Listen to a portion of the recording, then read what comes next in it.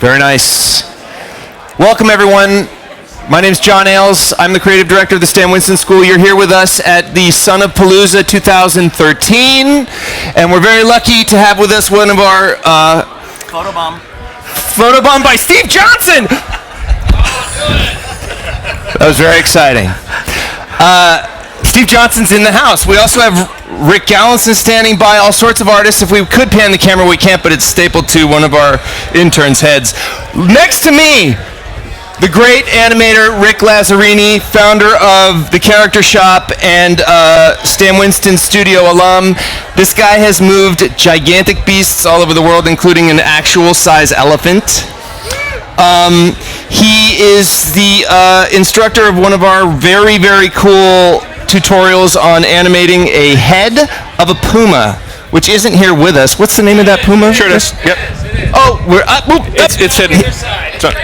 He's actually over here. Maybe we'll break him out later for the lesson. But ladies and gentlemen, I want to start by introducing the great Rick Lazzarini and getting a round of applause. Thank you. Thank you, John. We're lucky to have him. Rick, take the stage. Thank you. Matt's going to throw questions at you from over here in the corner. Sweet. All right. Thanks for coming, everybody. I do animatronics for a living. And first of all, you want to, what is animatronics? Really vaguely, it's making creatures move. It's figuring out ways to make a fantasy creature or a realistic animal come to life by using synthetic and man-made materials to simulate biological movements. Okay? So, how do we do that? We use different materials. We have to apply physics, basics of physics to what we do, and we use different materials. And we have to decide what materials to use when. Does it have to be strong? Does it have to be weldable? Does it have to be flexible? And so all of these different variables come into play whenever you're designing an animatronic creature. And how well we are experienced at it determines the success of the creature that we've built. So, for instance, one of the most important things that you want to know about making a creature move is leverage. Okay? And leverage is, well, let's say you want to make a forearm move, right? You've got a bicep that is pulling your arm up, and you've got a tricep that's pulling your arm down. It's basically it's a pivot point. It's like a hinge point, right? But you've got one muscle doing the pulling up, and one muscle pulling it back. Now, so let's say that's the upper arm, that's the elbow pivot, and that's the upper arm here. Okay. Here's something that's very interesting about leverage. Where's my broom? I'll get this. This illustrates leverage pretty well. I can hold this out. I'm a decently strong guy, and I can hold this broom out very straight. If I hold between here and here, right, that's the load, and that's where I'm supporting it. But as I get further here, it's harder and harder for me to hold it. My muscle's under more strain here.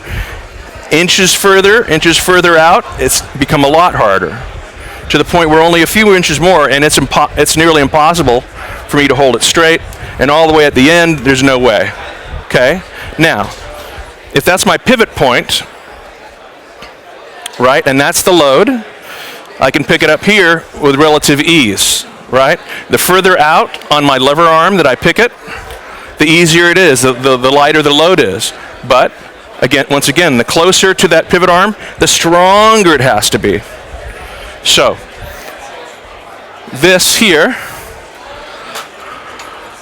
if you have a muscle or a servo or an actuator or a cable, and it's pulling here to your pivot point, analogous to what the muscle is doing, you've got a harder load to pull than if you had it out here, further out.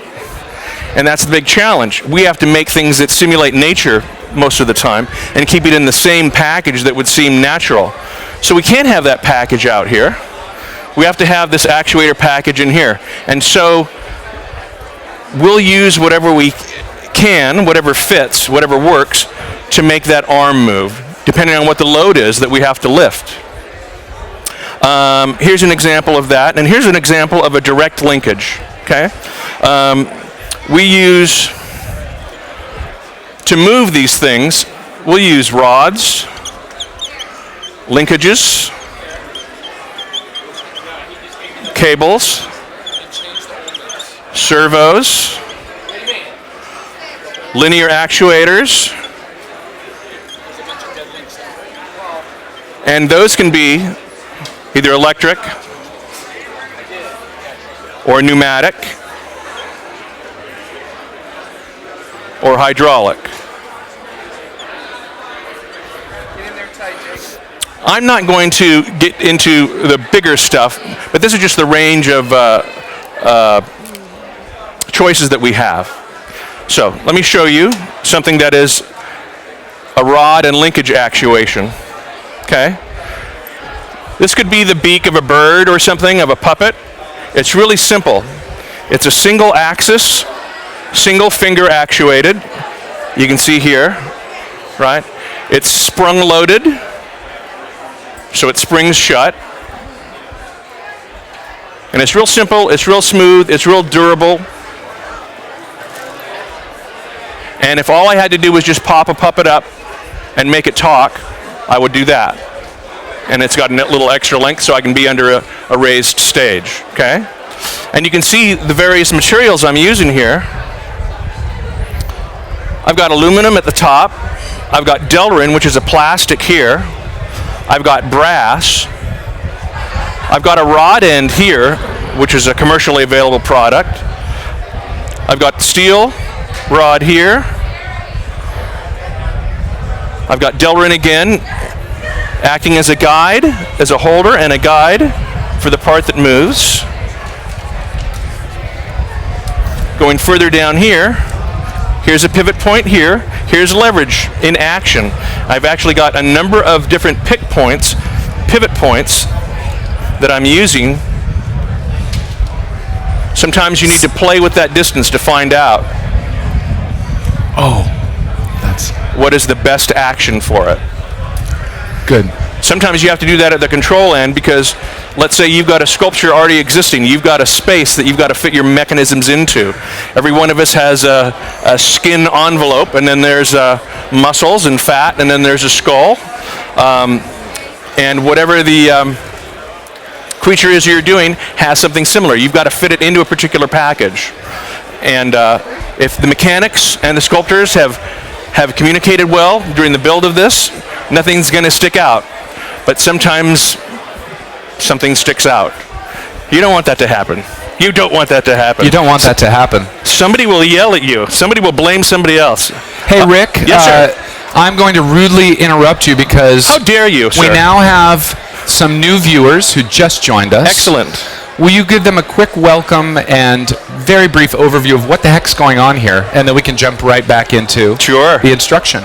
And your camera is this one to the right. Welcome, Internet users. You couldn't get up off your duff, could you?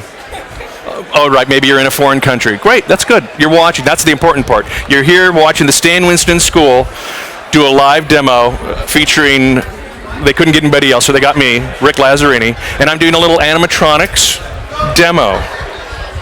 That's right, and you should know this is the voice of Matt Winston. I'll be coming up on camera in a moment. You should know that Rick is one of the true greats. He's been in this industry for, 30 years now, Rick? Yes. And when it comes I'm to so tired, creature too. effects, he's seen it all, he's done it all. I met this gentleman back on Invaders from Mars, I believe. What was your first stand job? It was before Invaders from Mars. It was some little thing with Charles Rocket. Yes. IMDb someone. What was the name of that project? Charles but then we Rocket. went to, Was a we robot. did Aliens, and In you England. did some incredible animatronic work on that film, mechanizing the Queen Alien head, notably. And you are just one of the greats, and you're That was my forearm muscles making that move. If there's a much bigger load on it than my muscles could do, I might have to use some sort of synthetic actuator. I want to show you another way that we make things move, and that's with cables. I showed you a rod and a linkage, and here's cable. This is an insert hoof. There it is. This was for there's a beer commercial that's out right now, Corona Light, and we had to have that. Anybody have a beer bottle? No beer bottle?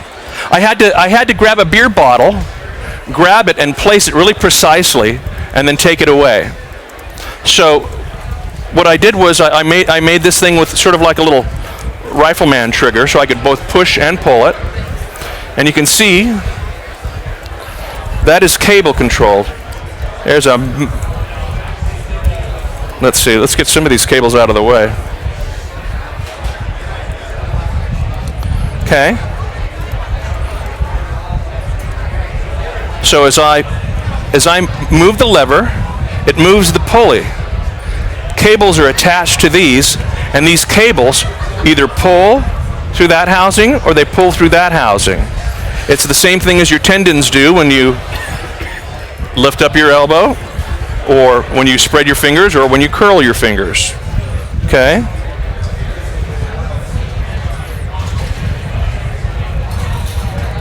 So all of these things have to be machined. We have to figure out how big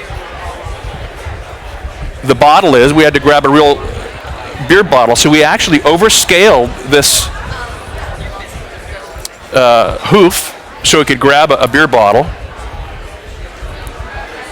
and then put the mechanism inside and scale the mechanism up to it. Then you have to provide it with a rod to hold it at a distance so you're out of the shot. Great. So you can come into the shot, grab the bottle or leave the bottle and pull out. So that's something that's very simple cable control.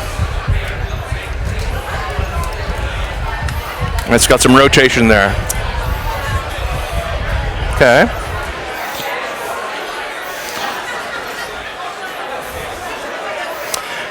The next thing I want to show you is servo control, and that is probably the one thing that we use the most in animatronics. We use a lot of servos. I'll show you a really simple servo mechanism here.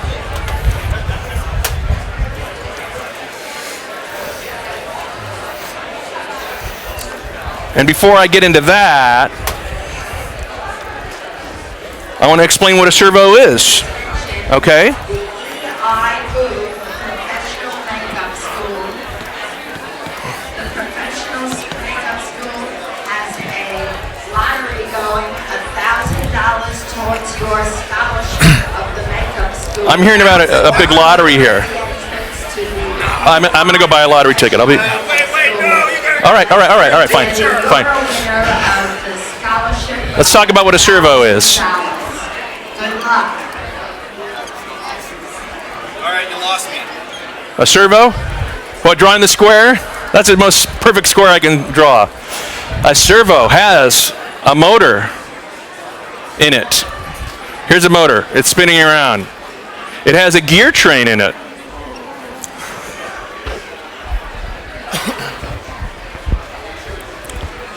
Why does it have a gear train?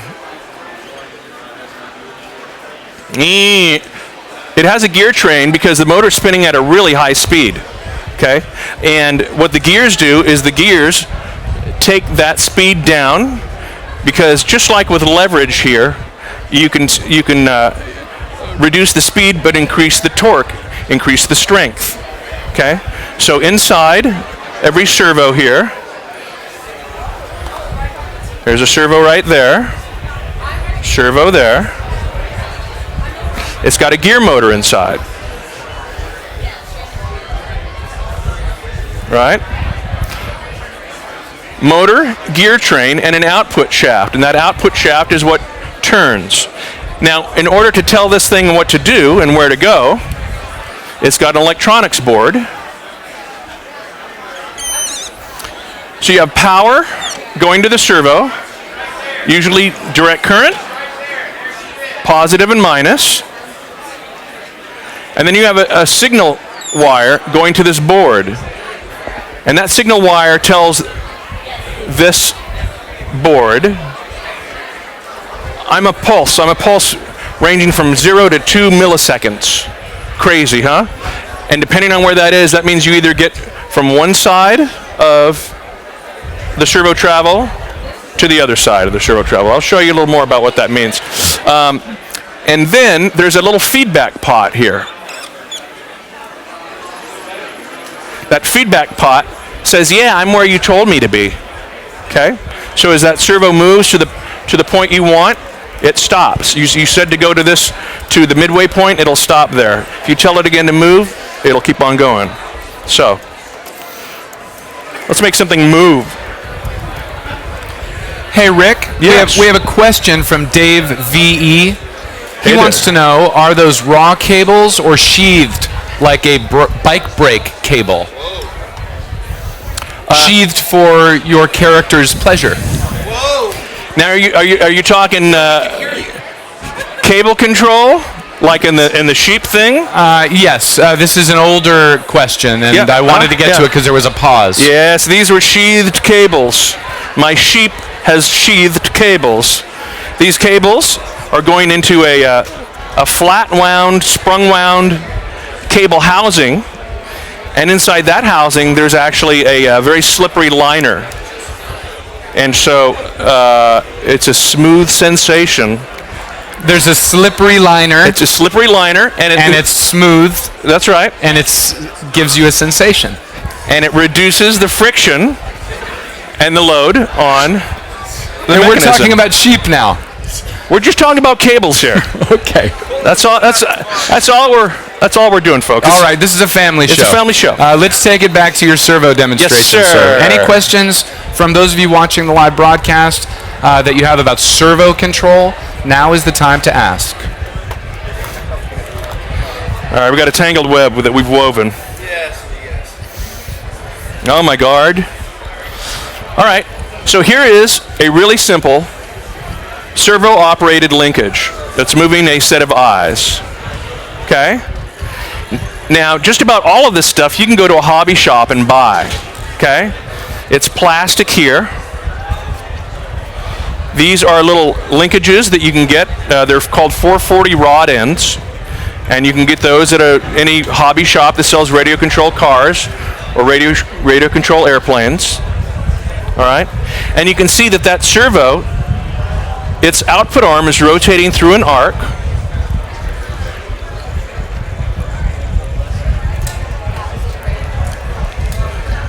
And it's pushing, it's almost like the steering on, well, older cars anyway, right?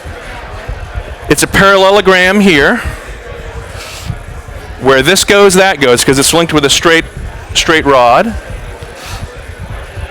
And I've allowed this to run through its arc, and that runs through an arc.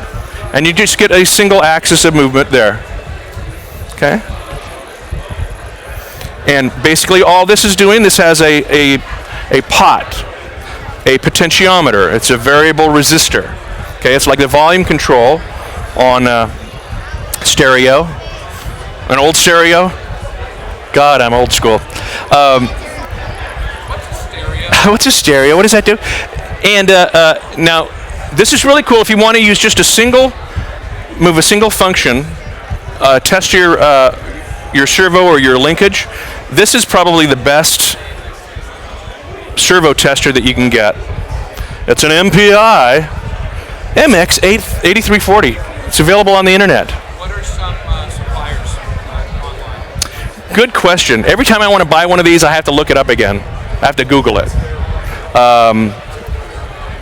But I'll show you some other ones that aren't so good. What's cool about this is it has a red light when your servo's in the center, and it also has a cycle setting.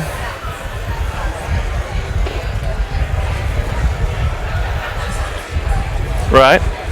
And it also acts as a speed control for that cycle setting. So you can get a lot of cool effects out of this one device. Okay? There. So that's something simple. So here you had a servo operating a linkage. Here's something else. This is another way to move something. As you can see, what we did there just now,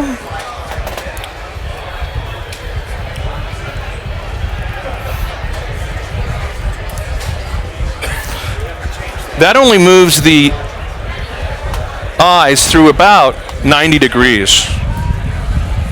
See that? 90 degrees is about the max movement all the way through. If you need something to move even more,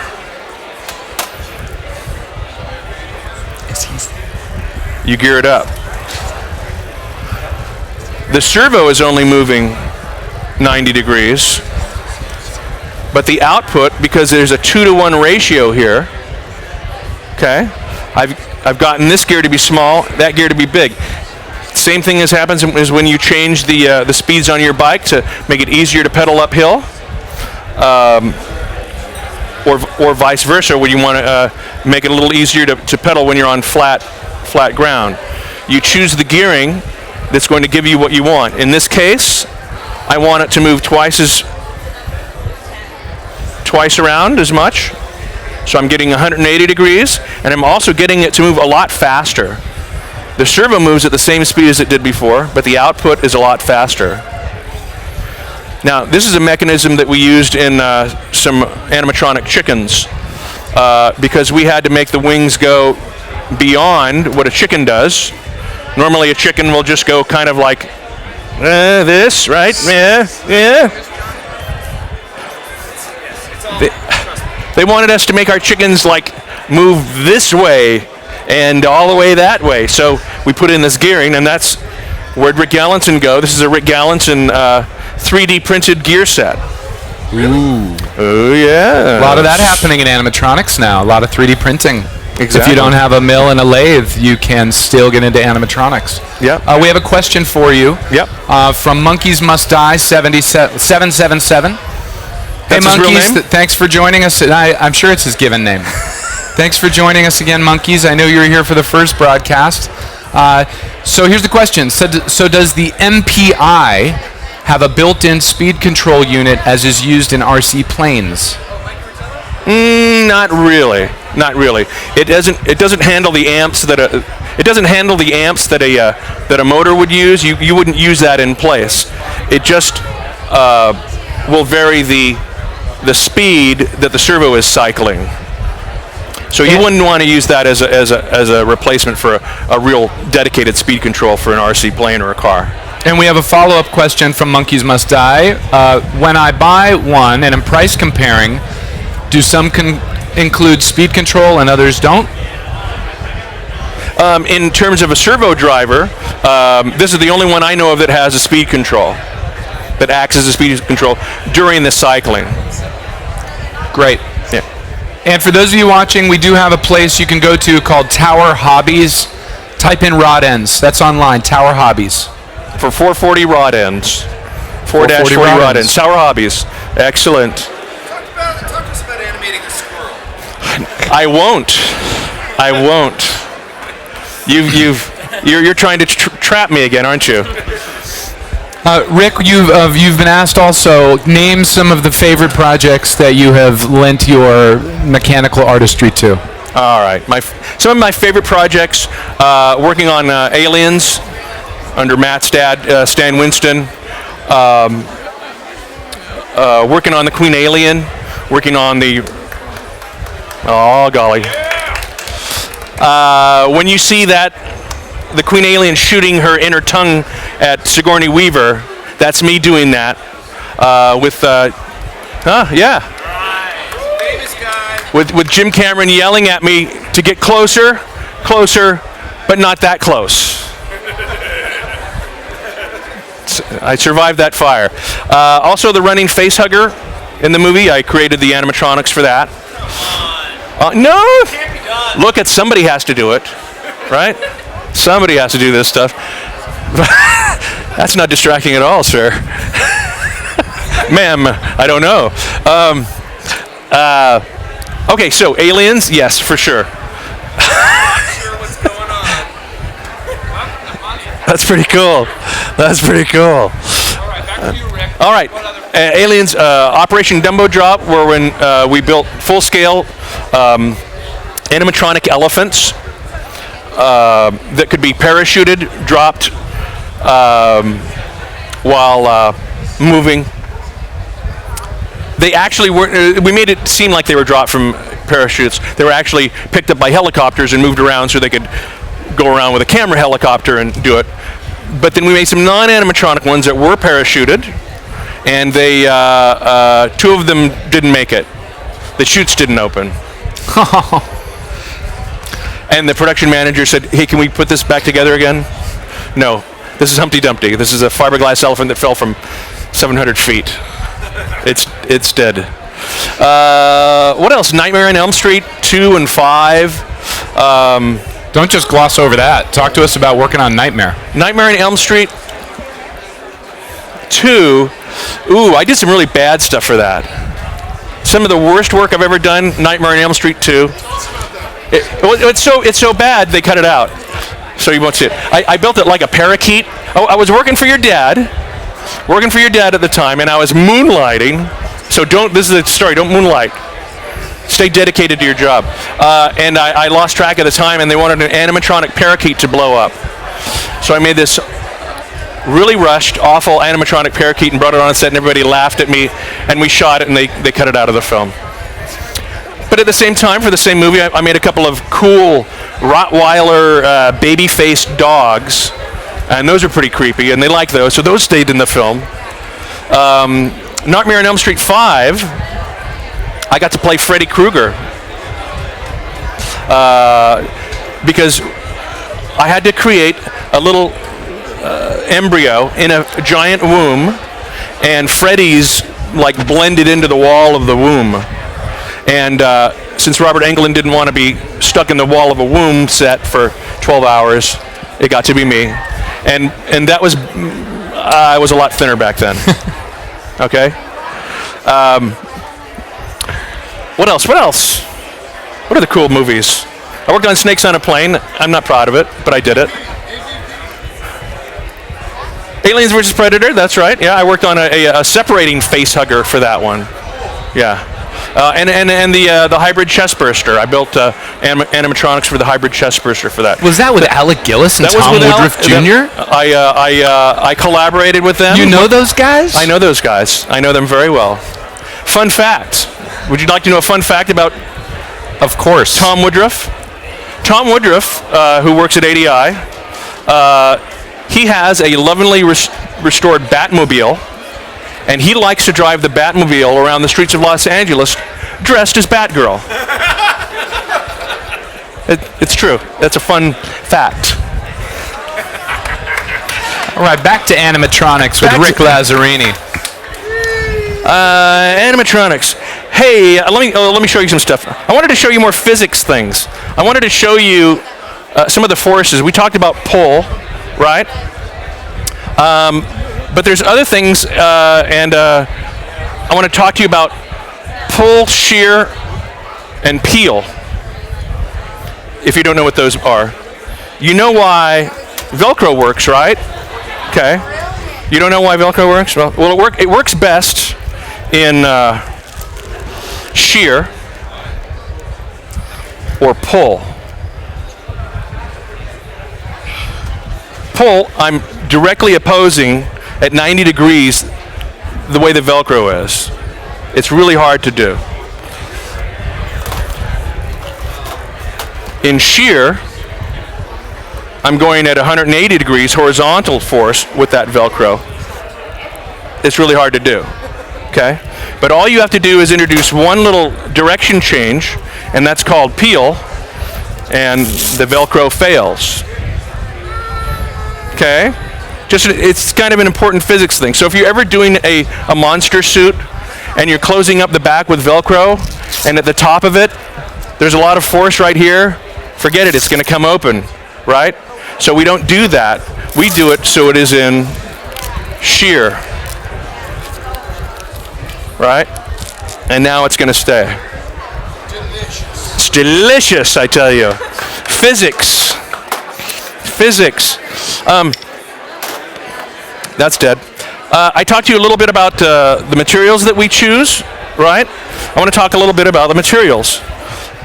You can see here, I've got working for me, I've got nylon, that's a plastic. I've got a steel rod end, a steel shaft collar, and primarily the materials that we use are Delrin, aluminum, brass, and steel. We use a lot of it. Did I get it right? Okay, and which one is the, yeah. The most lightweight is Delrin. It's a pretty firm plastic, but it's got a lot of lubricity to it too. So we use it in bearings. You saw earlier I used it as a guide for a shaft. He became one of the most recognizable men that was associated Can you hear that on with this? the original Godzilla series. Akira Takarada. She's been looking for work. Attention. At 3:30 today, Akira Takarada will be... Should I do an interpretive performance of the announcement? All right, we're good. Get your monsters. All right, so we use Delrin when we want lubricity. We use Delrin when we want lightweight. If it gets too thin, if the leverage gets to be too much out on a limb, it gets a little flexy. Okay. Next up is Delrin, which is nice and strong and light. It doesn't bend well, and you don't want aluminum against aluminum. It will gall. You don't want bearing surfaces of aluminum against aluminum. That's why you always want a dissimilar metal. Aluminum against brass is fine. Brass against brass is fine. Brass against Delrin is fine. Steel against any of these are fine. Okay. Steel is nice because you can weld it. You can solder it. But it's heavier. Let me show you something where we use steel. Here's another Rick Lazzarini masterpiece. You guys see that? That is the internal mechanism of a snake head that we created for that fantastic piece of cinema, Snakes on a Plane. Why can't I get it in focus?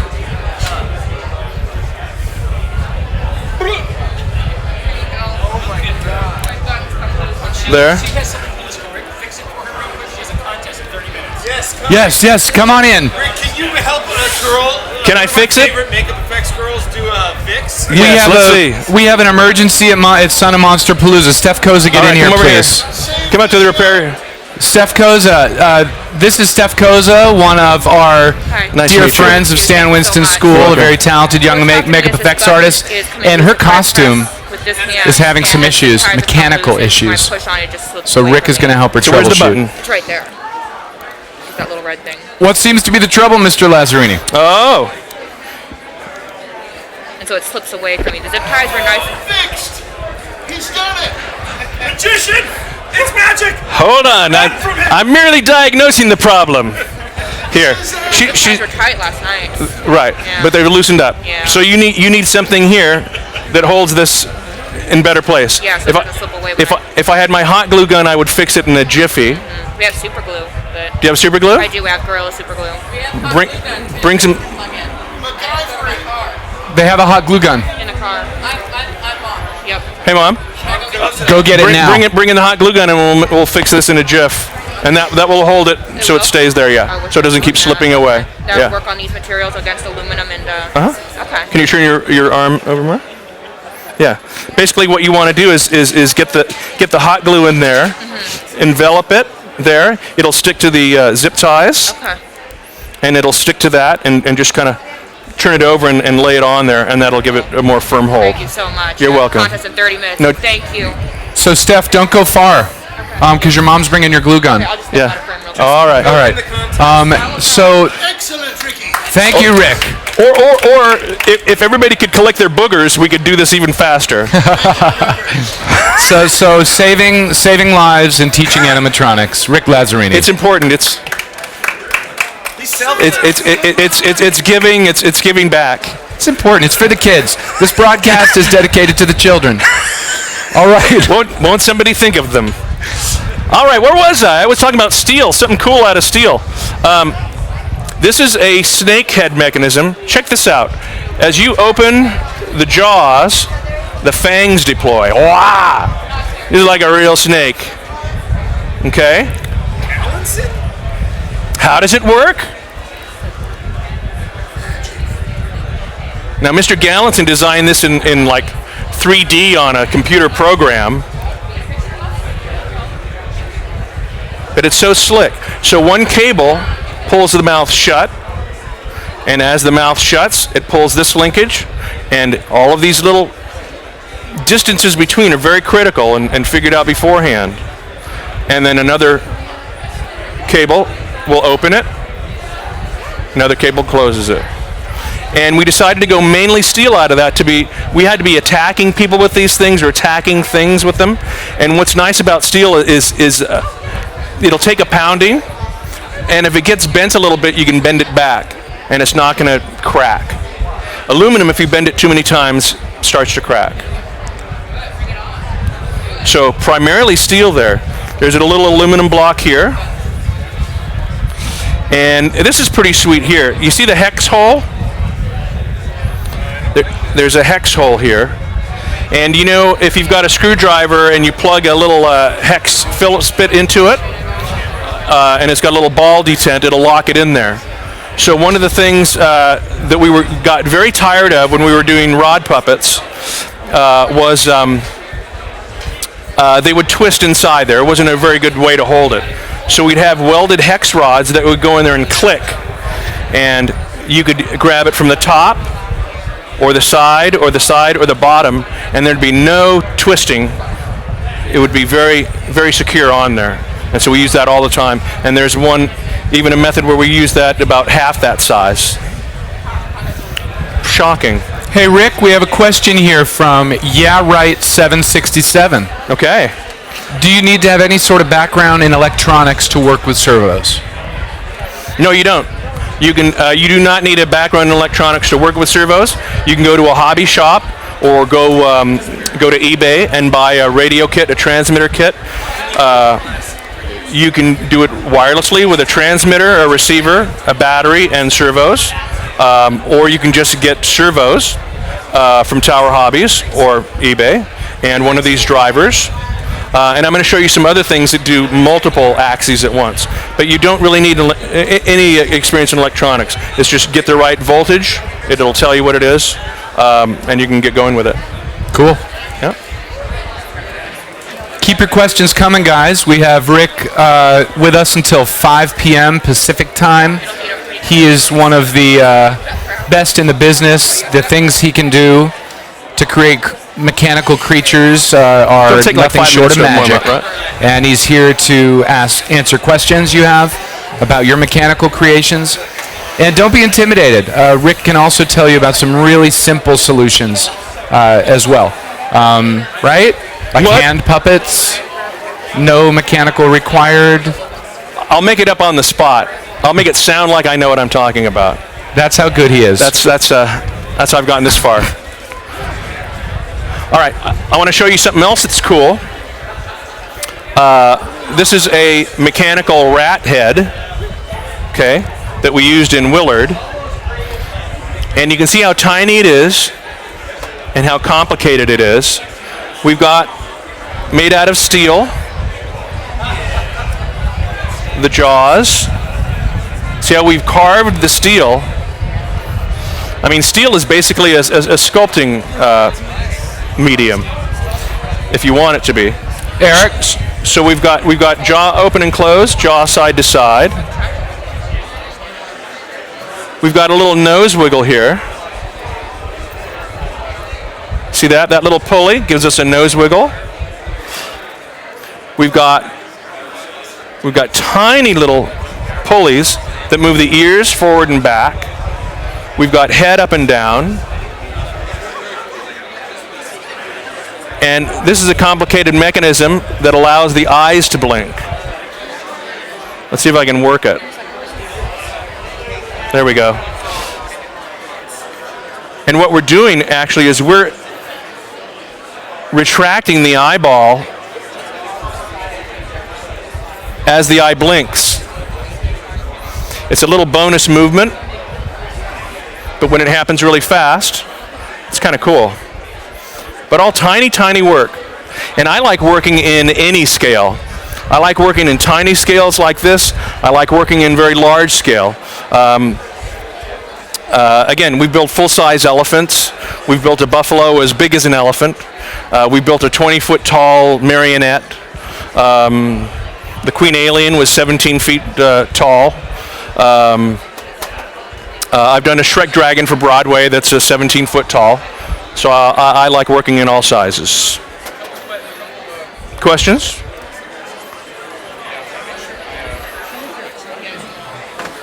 All right, we have a couple questions for you, Rick. Yes, sir. First, from Monkeys Must Die 777. Will you tell My us old about friend. Will you tell us about wired controllers or servos versus wireless Okay. servos? What's the All right.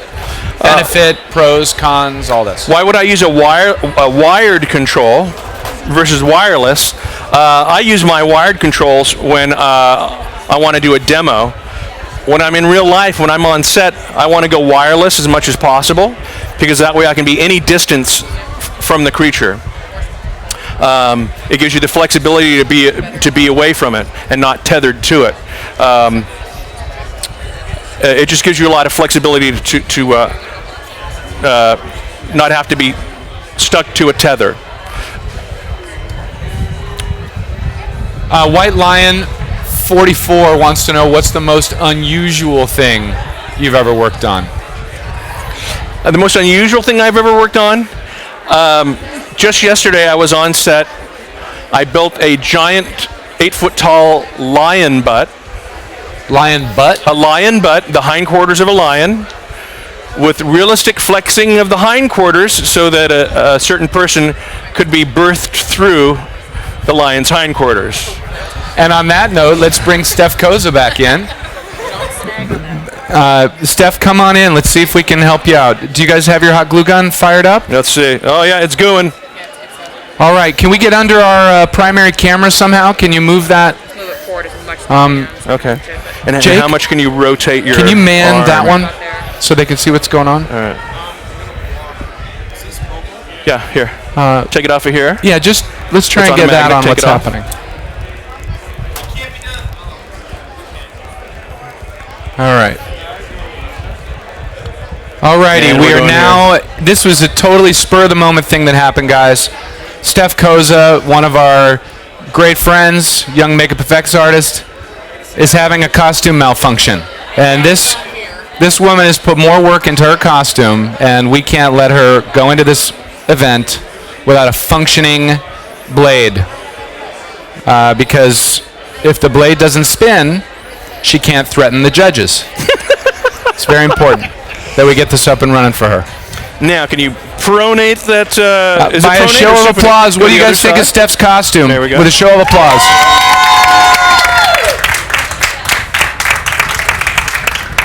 And you guys at home, if you can see what Steph's wearing, hey, would you do us a favor and pan down to Steph's costume a little bit, Johnny? At her face and such. If you love Steph's costume and want to connect with her, she's at Placebo Effects on Facebook, and she's great. And give us a show of yas or thumbs up if you like her costume. Hey, turn off for a second. All right, how's it coming, Rick? What's the status on the patient? What's that?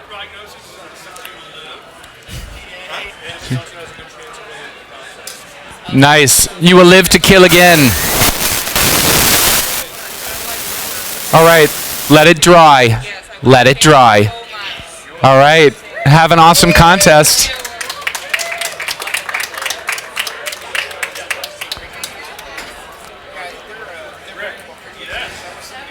Rick Lazzarini, humanitarian, creature effects artist.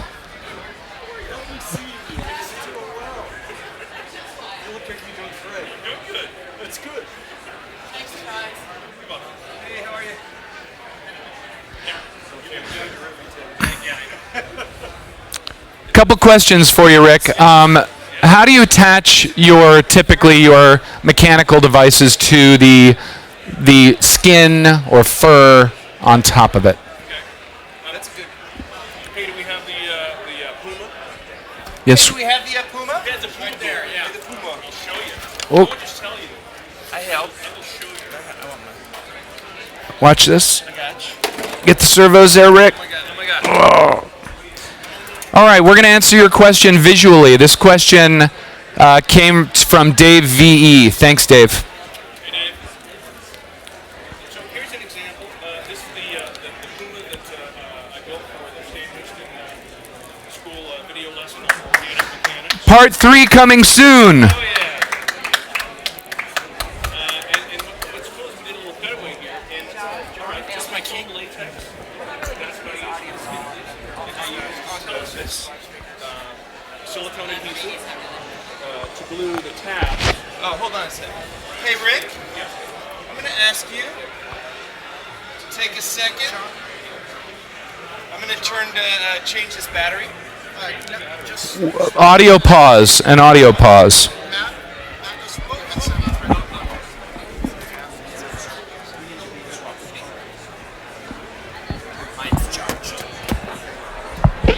Would you switch these parts? Yeah.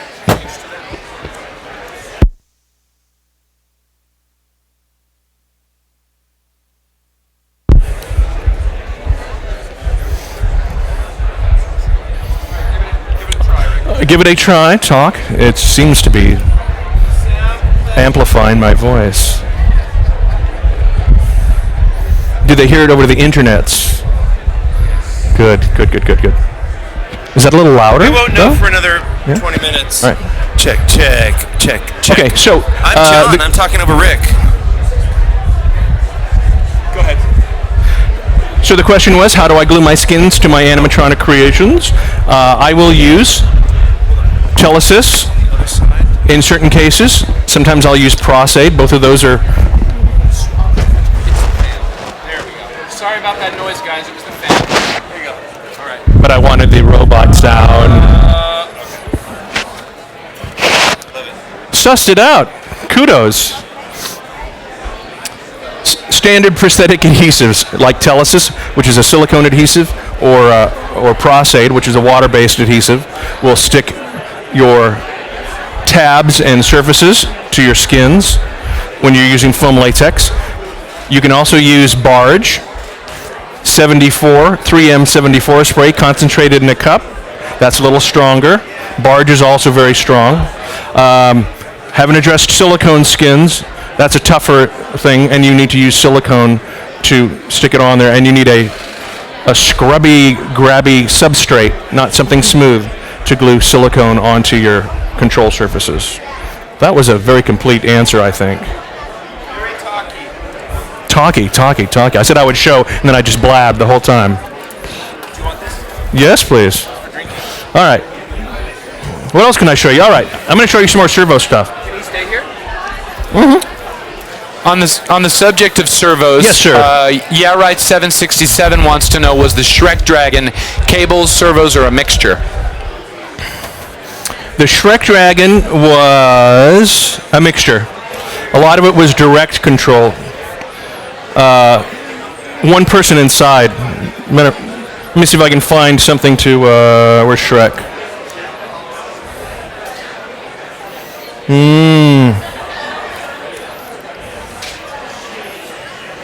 No, don't do that. It just fit to screen here. No.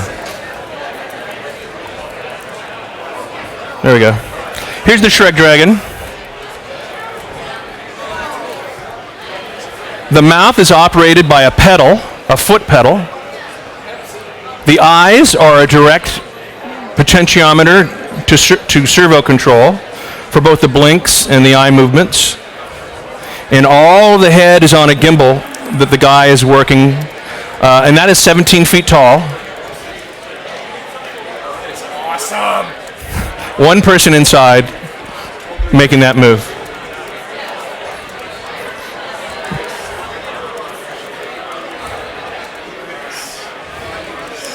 All right, your nose is in the air. So that was a combo, and as a matter of fact, a lot of stuff that we do is combination, servo, rod operated, cable operated. It's whatever method works best in this situation. And so let me show you some servo stuff. I've been talking about servos.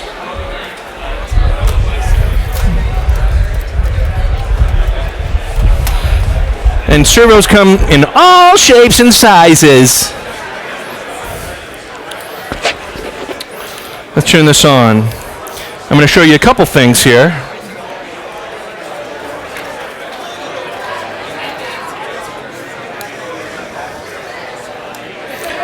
One is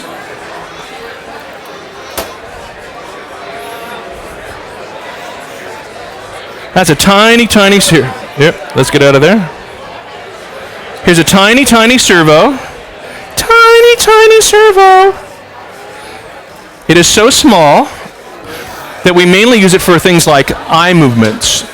Eyes up and down, eyes side to side, eye blinks. It doesn't have a lot of oomph, but it's got some speed to it. It's very compact, and we can build that into eye mechanisms inside the head. And then you can go a little bigger if you want a little more strength, a little more torque. There's a bigger package here.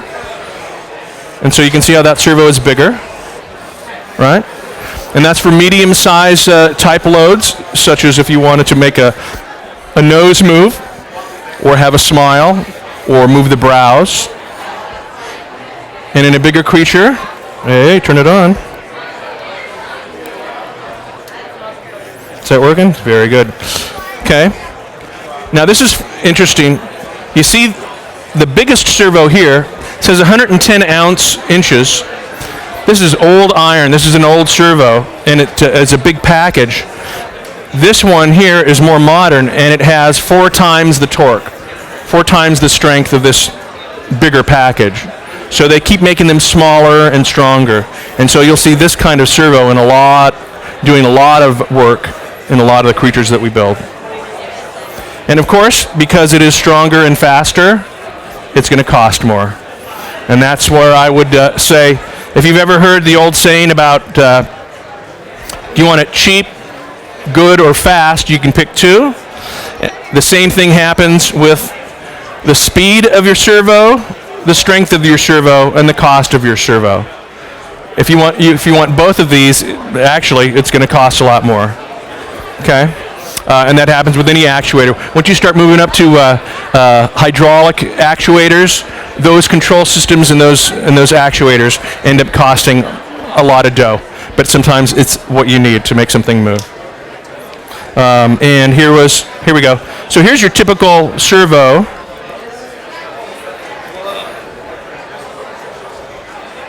Moving what? From 60 degrees, almost 60 degrees to 50 degrees. So that's about 110 degrees of movement. And that's direct out of here. Once you have a radio control transmitter, you can eke more distance out of that. You can have it go, instead of 100% of what it goes,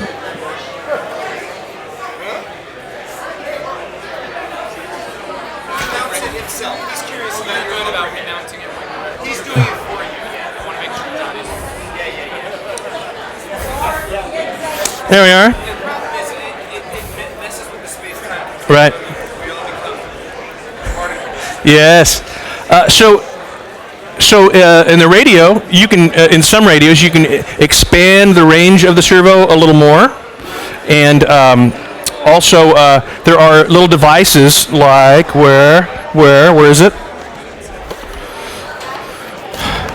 Here's a servo reverser. Sometimes you've got 2 servos and you want to do a mirror image. 2 servos working the same thing but in a mirror image. For instance, the brows. You want both brows to go like this. Okay? This is a cool thing to have. It's a servo reverser. All right? And it's even got a little pot, a little trim pot there to tune the movements on them until they're in sync. So that's a nice little add-on, a little servo reverser. You can also get, they have servo stretchers in case your servo gets sick and you have to take it to the hospital. Hey, this will allow servos to rotate up to 180 degrees. Normal is 90 degrees. So that's a little device there. You can throw that into the mix and make your servo operate in a larger range. There are other add-ons like a servo rate reducer, and that'll make your servo operate slower if you want to slow it down. All right, fun. So we talked about these little servos, right? And I told you they come in all shapes and sizes. Let's show you some bigger ones. Rick, you have animated my heart. That's nice to hear. All right, come on, baby. Oh, I have to plug this in. This servo is so big it needs an alternate power supply. All right, and they normally rate servos. Hello. They normally rate servos in ounce inches. If it's 110 ounce inches, that means 1 inch away from the pivot point, it'll lift 110 ounces. Okay? If it's 400 ounce inches, it'll lift 400 ounces an inch away. Or if you want to go 4 inches away, then reduce the load that it'll do. This servo here is an 050, and they use them in drones, so you see them overhead all the time, spying on you. And this one is about 12 foot-pounds. It's pretty strong. It's pretty torquey. Okay? And so we'll use these in even bigger creatures.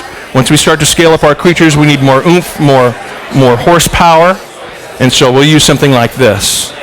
The question just came in from Monkeys Must Die. Thanks for all the good questions, monkeys. Are hydraulics used more when you have very heavy loads to move? Yeah, absolutely. When we're talking about weight here. Hydraulics a hydraulic system is a lot more complicated because not only do you have the hydraulic actuator, but you have a hydraulic pump, you have a hydraulic control circuit, and everything is much more heavy duty. And then the valves that make a hydraulic servo, actuator proportional like this is pretty expensive. So in heavy-duty applications, big creatures, that's where you're going to see hydraulics. But that's breaking out the big guns, and you only do that when you have to. Speaking of big guns, I'm going to grab that board with the cylinder on it. Enjoy. Jason and Christy, you left the book where you So guys, you're joining us here live from Son of Monsterpalooza on our YouTube channel. This broadcast will be uploaded later in the day if you didn't tune in right on time. Will it help to take the other thing out first? We are with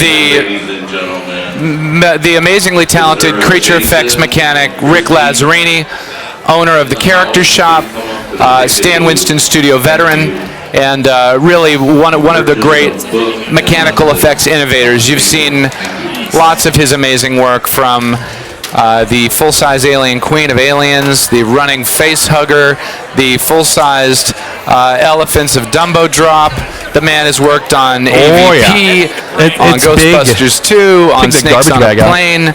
He's really, and many commercials. And he's here with us today live, showing you a nice overview of the sort of solutions used in animatronics and mechanical effects. And this is live, so ask your questions in the comments. We're here all day.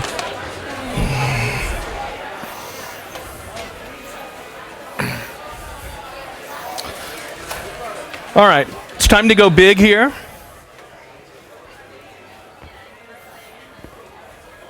Tell me in 3 minutes what happens.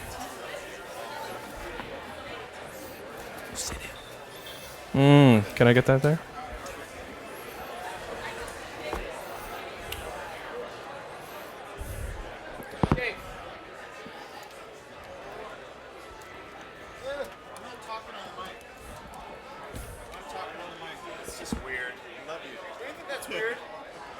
What's weird? Dave won't talk on the mic. Dave, you've got to have confidence. Good to see you. Good to see you, man. Absolutely. All right. I just showed you an 050, and I'm going to show you a 105. I showed you something that had 10 or 12 foot-pounds of oomph. Now if I can find all the switches. Here's 25 foot-pounds. Will it work? So I'm on cycle. There you hear go. me and everything. Off a cycle. All right. Now this one has been modified to go at 180 degrees already. Have you asked? So that's this? why it takes so long to get there. Have you? But you can asked see this? I've got inches, 2 inches, 4 inches, 6, 8, 10, 12 there, and holes there because I wanted to test it. I wanted to see if you've rated this thing at 25 foot-pounds, 1 foot away, 12 inches away from the pivot point, will it lift 25 pounds? And it does. It's kind of at the limit of it, but it does do it. Of course, if you have a lighter load, or if you have 25 pounds further in, it's going to move it a lot easier. Okay, but this is a very strong servo, and again, we use it in some of our bigger, stronger, larger scale puppets. And once again, you can see I'm using the same controller here, and you could use a radio control as well. But now I've got to have 12 volts going into this guy, and that's why I've got two 6-volt batteries in series to give 12 volts to it. And now I've got a linear actuator here. This is also 12 volts. This is something with a 6-inch stroke. From there to there is 6 inches. Seems a little bigger. And it's pretty strong. I don't think it's 25 foot-pounds, but it is strong. Right? Moves that whole thing. And so when you need a linear actuator rather than a rotary actuator, a lot of times this will come into play. Okay. So that's an overview of the different types of actuators that we use. Now let's see some of them in action.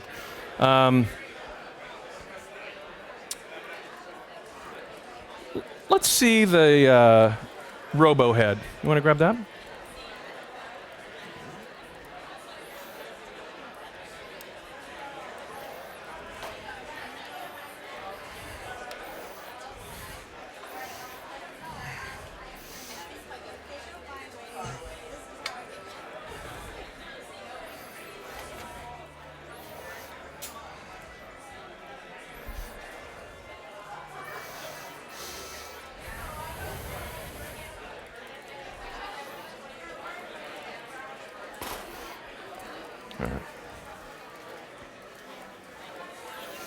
Okay. Just about everything you've been seeing so far today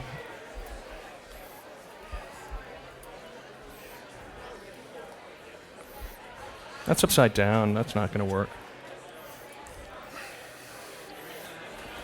Here we go.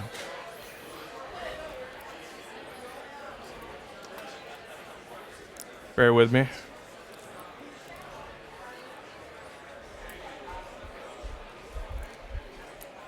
There we are. It's a good crowd. Basically, everything I've shown you so far is what we use, and what I like to do when I'm working on a creature is to have it be very spontaneous and puppeteerable, so that if the director tells me to give it a certain range of actions, a certain mood, certain speed of movement, I can do it right then and there. But there are certain times when you want something that is pre-recorded, and that's where there are various devices and gimmicks that are available for that. This one here is from Servo City, and it's a 4-channel servo recorder. And you can record 4 channels with these knobs and have it do a playback bit. Let's turn that on and start it. Okay, so I'm not touching anything. This was recorded live, all 4 channels at the same time, into this.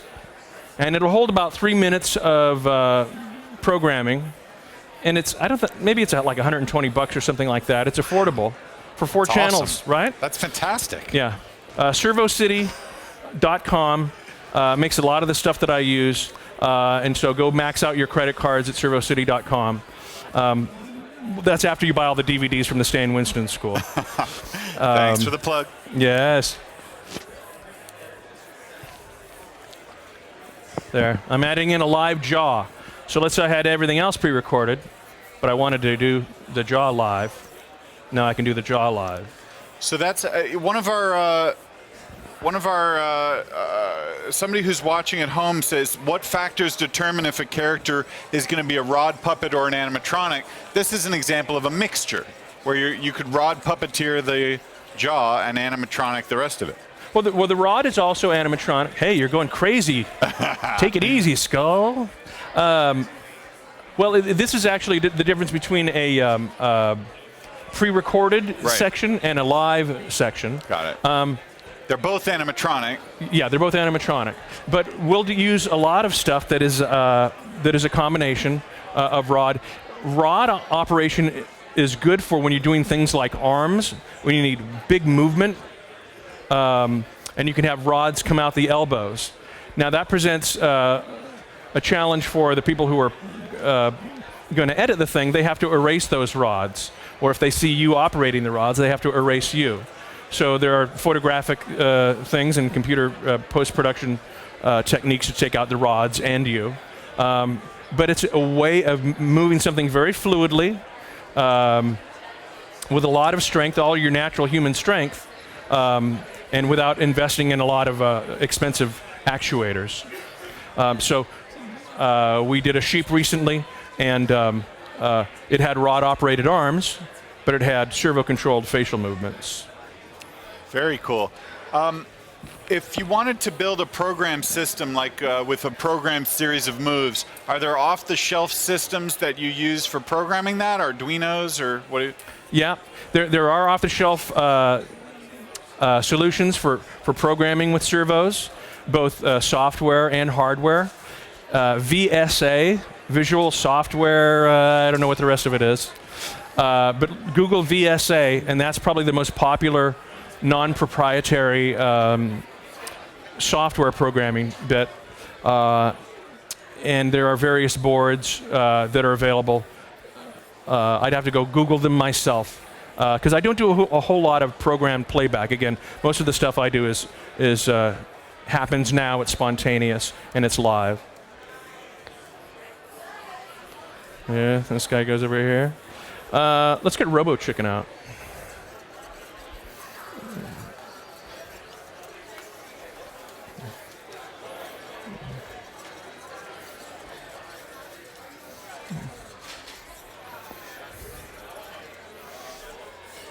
You had mentioned before there's some servo controllers that you would not recommend. Is there a particular thing to avoid? Yes, would you like me to show them to you? Sure. I have examples of what not to get.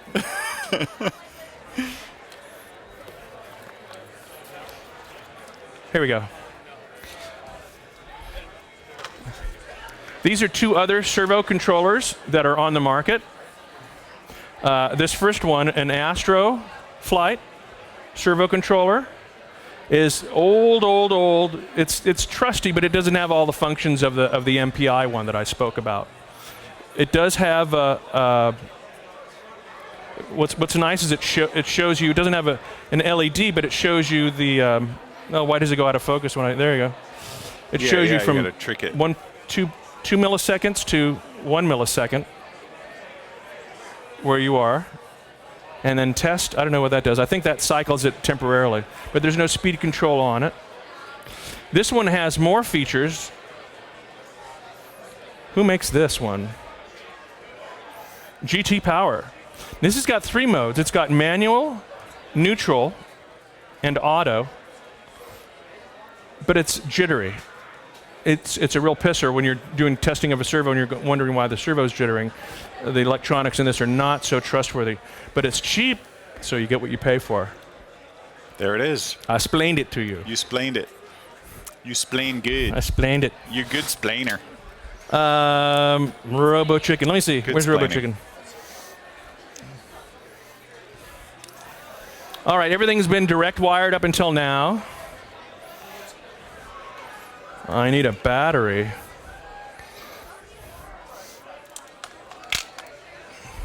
I'm going to steal this battery.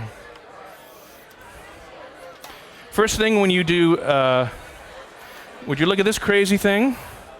This is a radio transmitter, and I've modified the heck out of it, okay? What have I done to this transmitter? I've added extra battery power for longer life.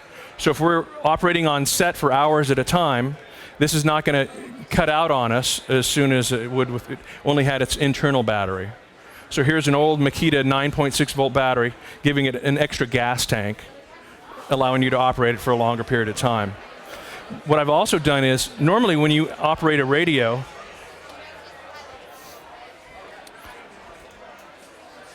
it comes with joysticks, like so.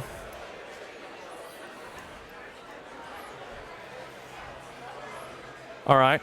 It has a lot of functions, but the most you can do is up, down, side, side, up, down, side, side. And so you have 4 functions that you can do with your fingers. If you're talented, you can operate one of these sliders here too at the same time. But it's not real easy to do. Okay? So what we do, and then it's got knobs here, but then you have to take your hand off to do the knob. So there's 8 functions I could move on this thing, but not at the same time. And that's why we modify these guys with these plunge pots. It looks kind of Frankenstein-y. But now, I can move up, down, side, side, plunge, plunge, plunge, plunge. That's 4 movements on one hand. 1, 2, 3, 4 on the other hand. So I can move 8 movements at a time. I think I've got 8 functions on this. Let's find out. First thing I want to do is turn on my radio transmitter.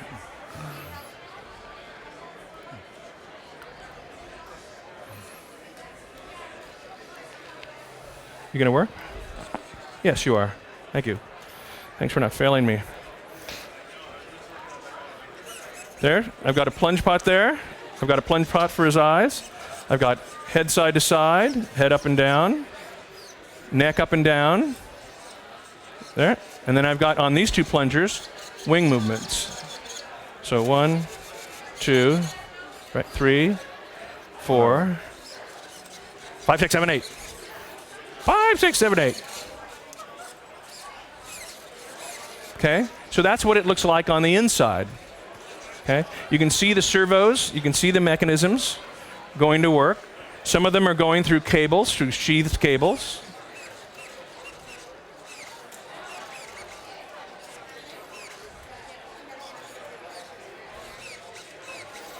And you can see, look at the head movement. This is a ball, an acrylic ball, sitting in an acrylic dimpled housing, and cables are in a quadrant. Pulling, pulling. It's all pull, pull. Once again, bicep, tricep, pull, pull for up and down movement and for side to side. I don't. Okay. I'm trapped here, but... And that's all radio controlled. That's all wireless. You just need to run in and turn a switch on and off for that. Let's do the real chicken. I don't know that I need to know that. How many man hours into something like this? Just the animatronics alone? 2 to 3 man weeks. Yeah. Good to see you.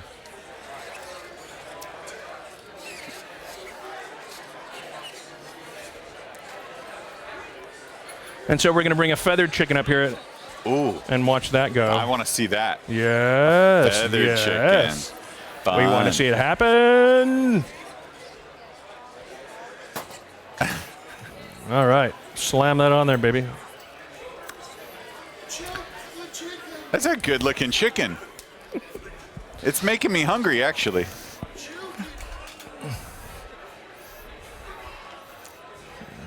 I'll put this guy down here.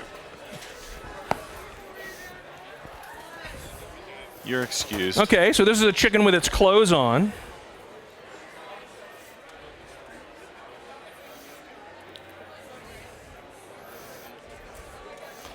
Is that right?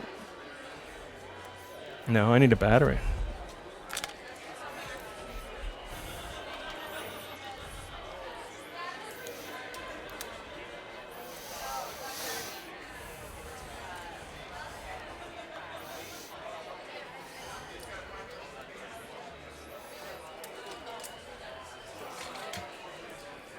Hey, Zach, you want to come over here and do this one?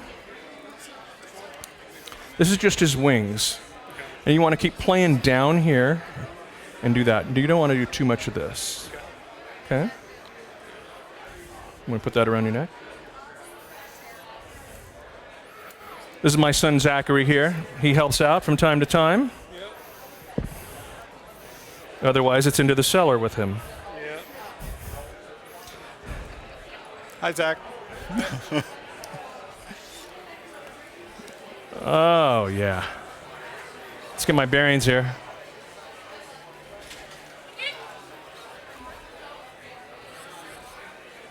So, plunge pod does the beak. Another one does the blinks. I've got head side to side. I've got neck side to side. I've got a protruding neck here. What? What?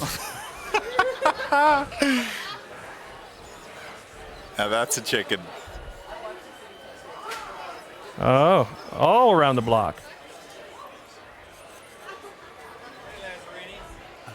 How's it going, Mr. Laporte? How you doing? Good to see you, man. See you. So this chicken is from a commercial that we did recently. Actually, we did it about a year ago. We made 40 of these. We made 40 of them sing in unison for a commercial. And but the difference is this one doesn't have any salmonella. Haha. Oh, you went Very there, good. huh? Very good.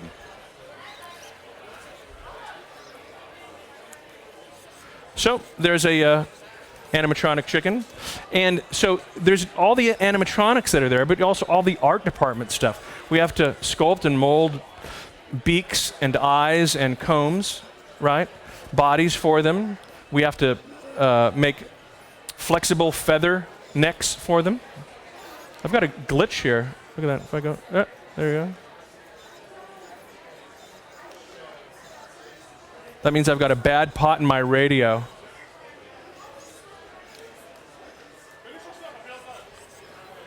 I've got to fix my radio. There's a question here about DC-powered system shorts. Have you ever had a DC-powered system short in any spectacular way? Yes. As long as we're just watching things short. As a matter of fact, one time we had a guy in a polar bear suit, and something got shorted out, and there's a lot of amperage, there's a lot of power going through there, and what that'll do is if you cross your wires, cross your streams, don't cross your streams. I mean, just think if you had a car battery and you were jumping it and you touched the two alligator clips together, that's a lot of amps, and that'll weld things together. Well, that'll happen on a smaller scale, but no less of a destructive scale in a creature. So I've had what was it? Something else not to use. Should I say what the product is? It's a radio-controlled switch, and it failed on us. Ouch. And it melted all the wiring, so that's not very fun to have happen on set. So we had to replace that. There you go. Yeah, you can always talk about the good radio-controlled switches. Good radio-controlled switches. Whose do I like?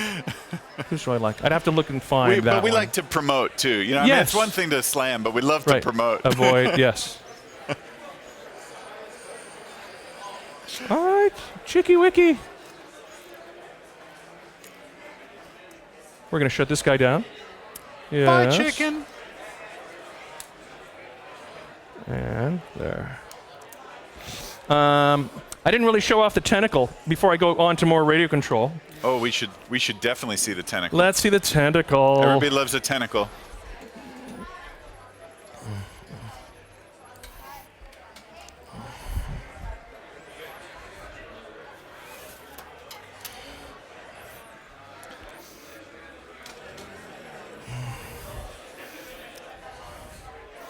Let's see. Put him on the edge of the table there.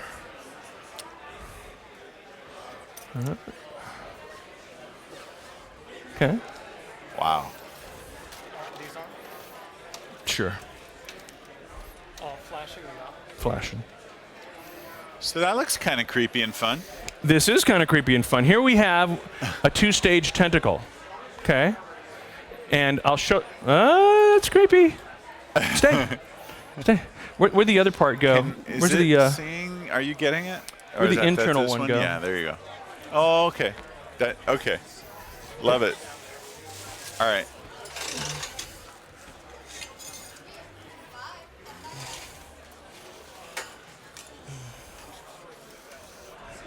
Okay. There's a little. So in the interest tentacle. of showing you the outside of the thing and the inside of the thing as much as possible, basically this is what's inside that tentacle that you're about to see. You back it up a little bit. Back There it you up. Back it up.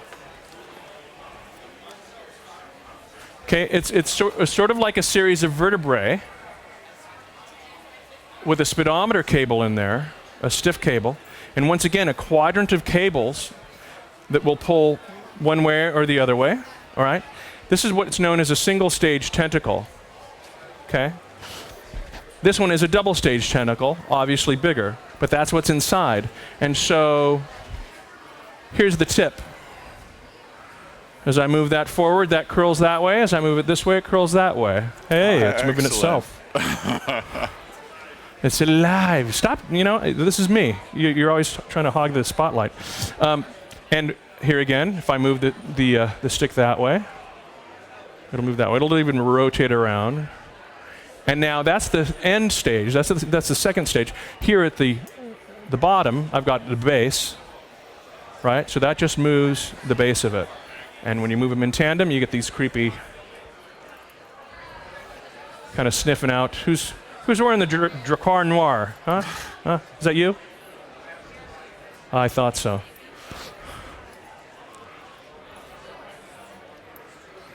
So if you get good at it, you can curl around somebody's leg or arm or wrist. Take it out on dates. Hey, would you like to come up and see my tentacle?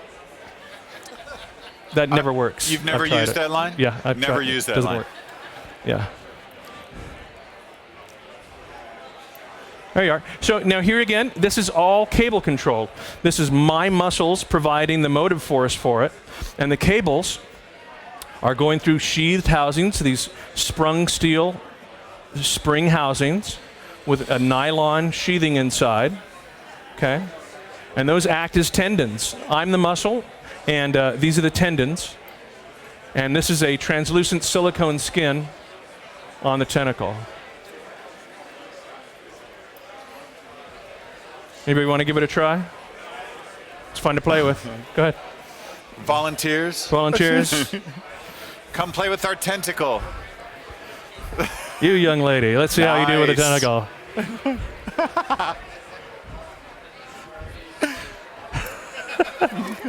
Don't be afraid now. It'll get you.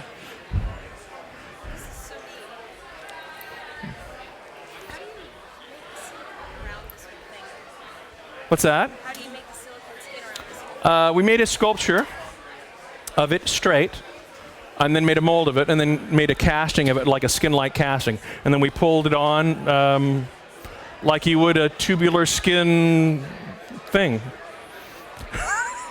There it is. Yes. Yeah, like you would a tubular skin thing. I'm sure there's a name for that. You know, And you would the roll it tubular off. skin thing. You would roll it off if you wanted to remove it.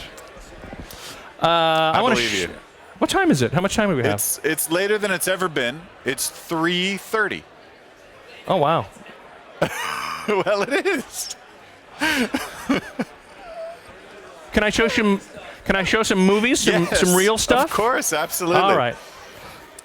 Let's look at some of this stuff and see how it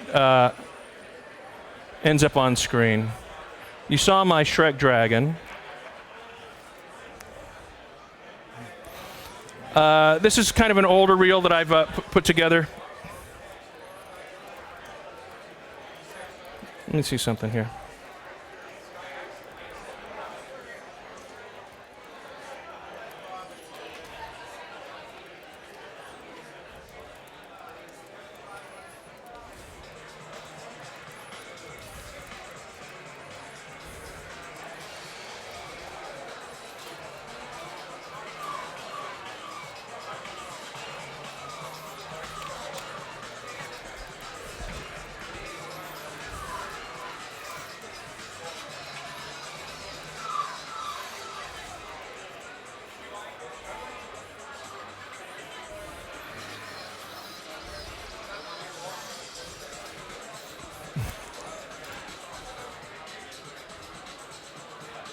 Wow.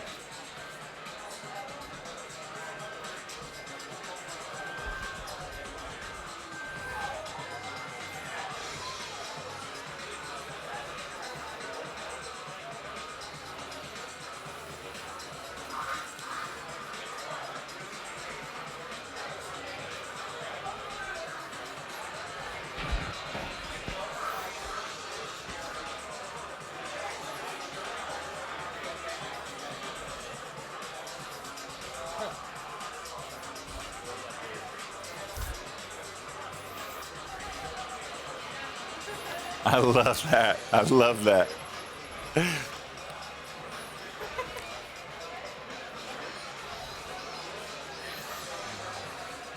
Running facehugger from Aliens. The opening egg. I built the mechanics for that. And this is me puppeteering what I built for Aliens. Nice. Yeah, that's awesome. That's right.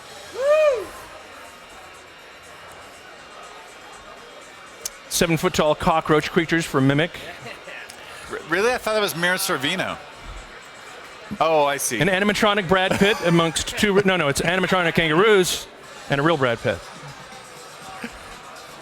Claudia Schiffer, she's my ex-wife. At 3:30 today, in the theater, Akira Takarada, who became one of the most recognizable men associated Outbreak was that? Yeah. will Yeah. be in the theater in the convention center. Coming up, we are happy to present and very proud to present Akira Takarada, who became one of the most recognizable men associated with the original Godzilla series. Today at 3:30, Akira Takarada. Come one, come all, and enjoy.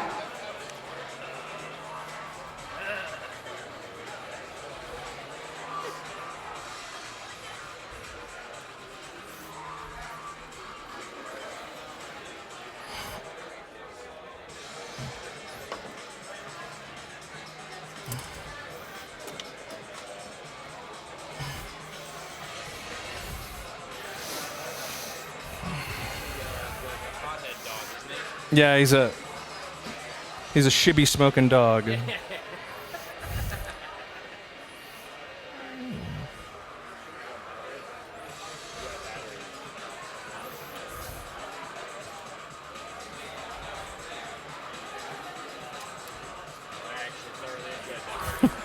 to say, I did. Yes, of course. I used many of those.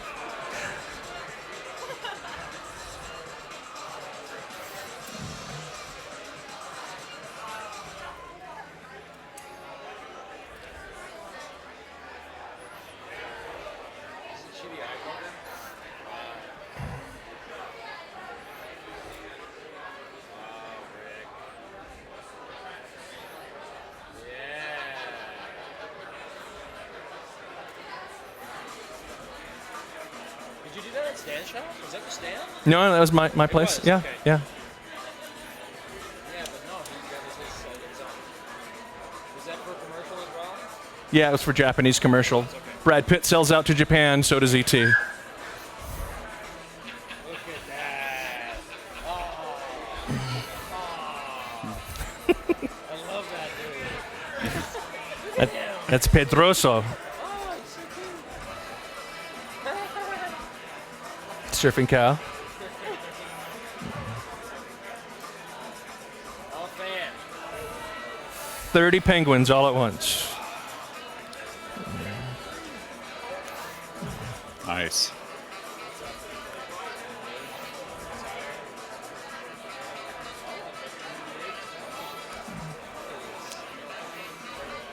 All right, well, This is an elephant-sized buffalo from Radio Flyer.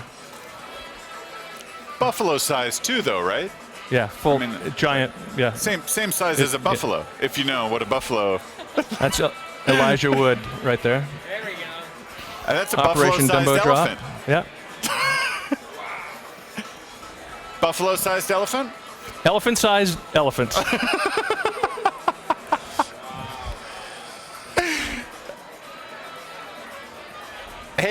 Yeah, I know that, Puma.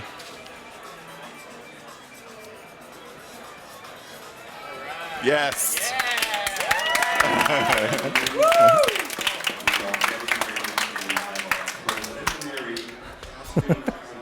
Judging outside in the grass area, so everybody who is in costume today. Oh, we're listening, yes. I'm not in costume today. First prize is $1,000. $1,000? $1,000. That's Set of That's steak a- knives. that's a lot. Third prize. Is you're fired. That's right. Anybody who has arrived this show today, $1,000. Maybe I should get a costume. get out to the grass area because we're going to be judging you. Awesome, guys. Any questions you guys want to ask here? Any questions online, guys? You feel free to send me a The little cables, message through YouTube. There are two main sources for our cables. One is Verse Sales in Burbank. VER Sales in Burbank. They handle from tiny diameter cables all the way up to big fat cables.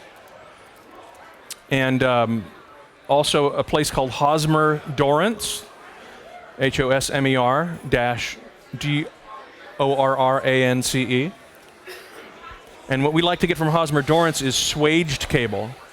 Normally when you get cable from Verse Sales, it's non-swaged. You can feel the ropiness of the weave of the cable. We might have to define swage for our studio audience. Swaged means they've taken the cable and run it through a die and smoothed all of those ropiness, all those ropey twines from the braid until it's just dead smooth. So it's pulling it through a die, swaging, pulling it through a die, making it smooth. And that's why we like the Hosmer Dorrance cable a lot. Any textbook recommendations for aspiring animatronicists? I don't know of any good textbooks. No, you just got to watch the guys themselves. Go to the Stan Winston School and check out Rick Lazzarini's demos. That's right. There's a lot of demos of things on YouTube. There's a lot of discussion about things on, if you can Google it, you can find it. And the way I learned was by watching behind the scenes. That's how I got into this whole thing. I liked monster movies when I was a kid. I had a chance to go out with the hottest girl in 7th grade. Claudia Schiffer. But I found out that King Kong was going to be on TV that Friday. I hadn't seen it. King Kong got the nod. So I understand. I'm a nerd. But watching those movies and movies like Planet of the Apes, and then they would show the behind the scenes how to, and that's what got me hooked into doing this. If that's you can do that, so that's what I'm doing. I have another cool thing I want to show you that is animatronic and radio controlled. But I thought I'd show you some more recent stuff also. Yes. I told you about the chickens. I'm going to show you again the inside, the outside. I told you I made like 40 chickens move at once. So these are in the shop mock-ups in progress to show you a number of chickens all working in unison, working all off maybe 2 people doing radio controls, one on the wings, one on the heads and beaks. That's awesome. So this is part of a normal progress report that I'll show to a client. I'll show them. The wings are just mocked up pieces of foam, but it shows the promise of what it can be, the functionality of what it's going to do. And so there's just a few of the crew there, taking a break, holding a chicken, right? And this is one of the commercials.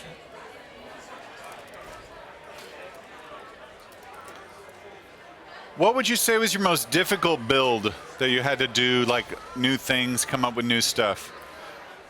This was one of the most difficult ones. Yeah? Building 40 of the same thing. And then just, what was your most technologically ambitious build, do you think? probably the full-size elephants for Operation Dumbo Drop, because that was a lot of mass to move, had to make it move very realistically, and that also ended up being something we could control both in real time, but because it was going in a helicopter and taken away miles away, and they wouldn't let us go in another helicopter and control them, we actually put that on a computer playback system. In addition, it had its own generator on the inside, so to start up the electricity on the elephant, I would open the elephant's butt flap, pull the ripcord on the starter on the generator, and that would start the motor going. And then I had the exhaust poured out the butt, so it would poot little smoke poots. So that was pretty sophisticated, pretty challenging. Awesome. Let's see something else that's kind of cool. We recently did an alligator that had to wrestle a guy that was on top of him, or a guy had to wrestle the alligator that was underneath him. And so this is the inside of that gator. Oh. Very powerful, pneumatically operated. Wow. That's crazy. It's badass. Oh my It's God. violent. He's struggling to hold on to it, and he's supposed to be twisting the body. And now, is a stuntman interacting with that thing? Yeah, I'll show you the finish. That's crazy. Yeah. Now it had to be that powerful because he was going to be in water, Right. and he was going to have a silicone skin on it, and that silicone skin will damp a lot of the movement. So let's see what happens when we look at the final bit.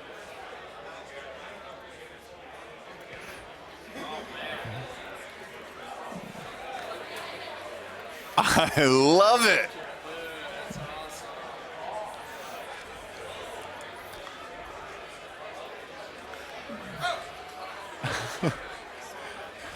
Did you see the internals on it? Oh my God.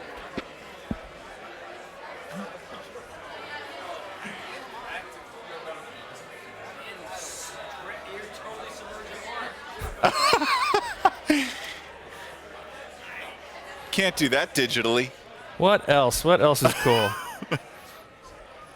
Oh, this is an oldie.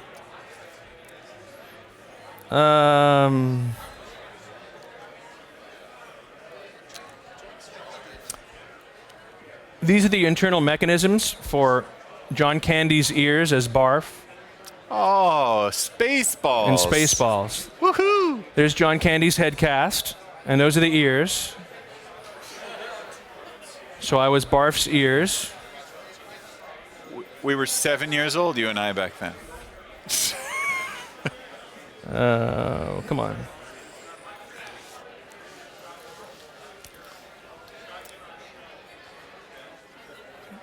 There we go. But also, this is not animatronic, but it's fun to see. Third? Okay. Great. Yeah. I was Pizza the Hut. Fun fact. Fun fact? What'd you say? Fun fact. Look at that. Look at those eyes. Aren't they pretty? That's pancake batter oozing down my face. That's you. That's me in the suit. That's Rick. Pizza Rick the Hut. in Pizza. Rick is. What a Pizza fantastic career. The Hut. All right. That's pretty good. Screaming Mad George made that Nice. pizza suit.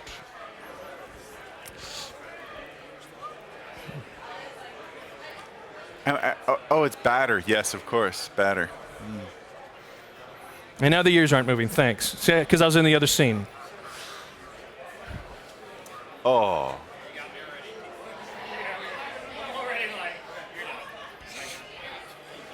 And also from Spaceballs, Rick Lazzarini on the right. Nice. That's not me. That's me. I gotta go All rent right. that movie again. Little fun there.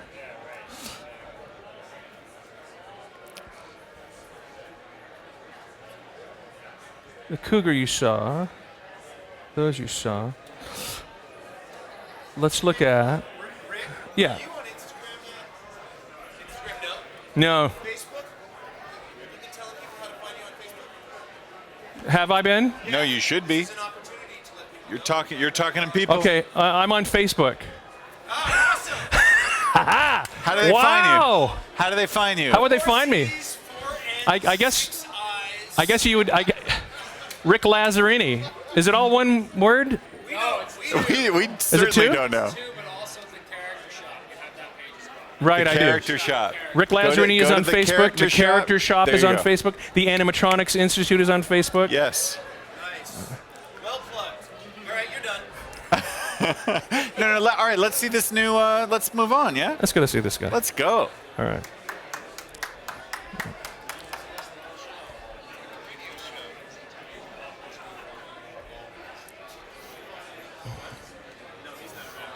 How can we help you? Can we help you? Yeah, let's move this bag and we'll get this this over here. All right. As we move in, we're transitioning and take a look at yet another animatronic device. I'm gonna roll this over here. Hey Zach, you did the arms before, right? I'm responsible for 2 young children that I brought here. And remember, the first thing you want to do is to make them kind of safe, right? That's after you turn them on. No, the switch is here. Remember, with your pinky. You'll switch that on, but not yet. I'm gonna need some volunteers here. Guys, can I have a couple of volunteers for Rick? Thank you.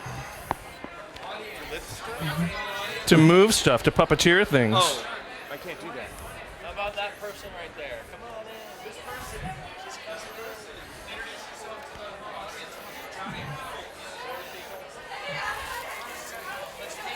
All right, guys, say yes. Introduce yourselves. Say hello. Oh, I love it. Yeah.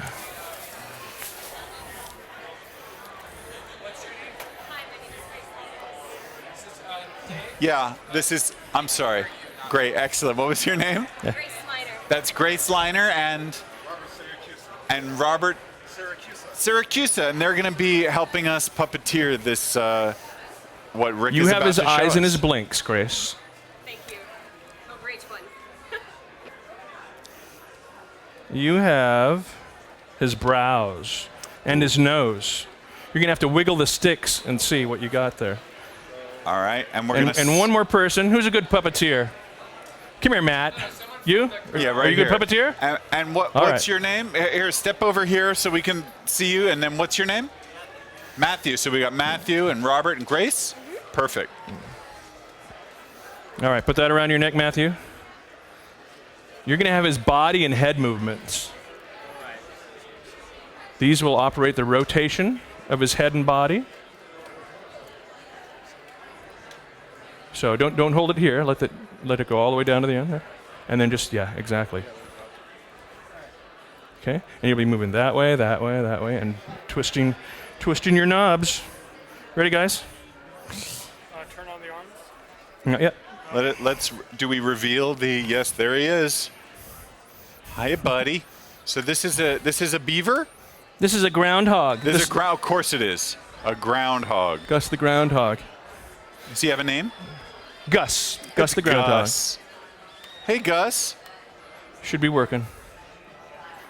Everybody's stuff going?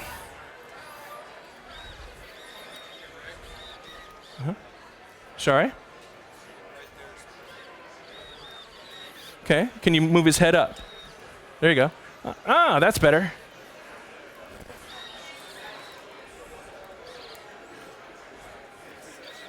Okay, wiggle all of your, and try to move both arms. Yeah, good. And tilt his body back. And twist his body. Twist with the knob. Yeah. Have him face forward. There you go. Whole body. It's the other twist. Now twist the other knob. You've got two knobs to twist. Right? You want to try and choreograph a little moment with these guys? That would be a little tough. That would be a little tough. We'll just catch it live. Yeah. They're exploring the character. We're That's seeing right. what it does, giving it its motion. See if you can giving straighten it its- him out. Who's doing the eyes? That's Grace on the eyes. Grace on the eyes. Excellent. And can Oh, you and the turn again? hands. Twist the knobs. Nice. So he comes around. This way. No. Here. This. See that? See that? And that. There you go. Okay. He's fantastic. That's Gus the groundhog. Ladies and gentlemen, we're getting ready for And have you found his ears yet? the premiere product Hey, okay, buddy. Hey. And tilt Hands his head off. up. student contest. That's better. Nice. That's Matthew on the head there. Yep. Very nice. Hello. And I like that. Yeah.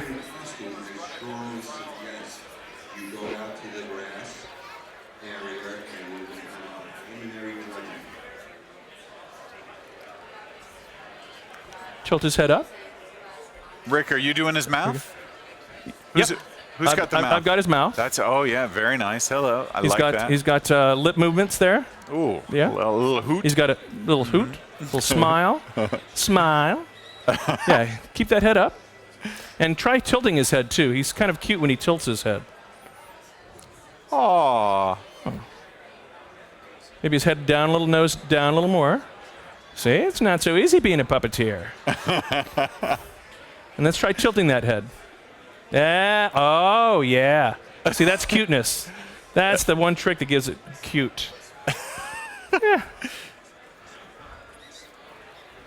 So, he's all radio controlled. You've got 5 people operating him. One guy on the arms, one guy on the mouth. I get scripts, and I'm supposed to read the scripts and do the dialogue as they give me. So I've got to concentrate all I can on just the mouth and the lips. In the meantime, the other people get in sync, and they blink his eyes and move his eyes to the proper eye line. Give him little accents. And if he's supposed to do certain things with his hands, then he'll do that. His signature move was a scratch.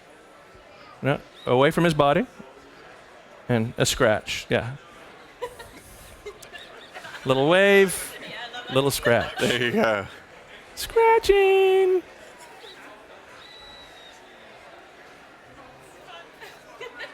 So he comes to life. Now here's the deal. I don't think there's any servos inside him. All of his servos are in these torpedo tubes. See all the blinking lights and all the technology there? Those are, you saw the servos I was showing you earlier. So there's servos of all different sizes inside those tubes. And then the tubes are coated with a sound dampening foam so that the sound of the servos humming is minimized. And so you've got all of these different tubes, and then you've got all the power that goes to the tubes below him. So how long would it take to learn to control a creature like Gus? How long would you want to rehearse with him? If you're a professional puppeteer, you'll pick it up in a day. I've had people come to me and want to learn about puppetry, and you have to show them. It might take a week or two just to get them reasonably good on it. And then one of our viewers noticed they're looking at the puppet. You're kind of looking at them. Are the controls reversed when you're controlling from the front versus the back, or do you just have to be really good at thinking in reverse? That's a good question, and for every puppeteer, it's different. I never reverse my monitor. Some puppeteers can't do it unless the monitor's reversed. Mm-hmm. If you give somebody a set of controls, they won't like the way it's configured, even though I like it. Yeah. Everybody's different. So it's really up to the individual what they like to do. Some people are really good at reversing things, others not so much. Isn't that right, Gus? Yeah, yep.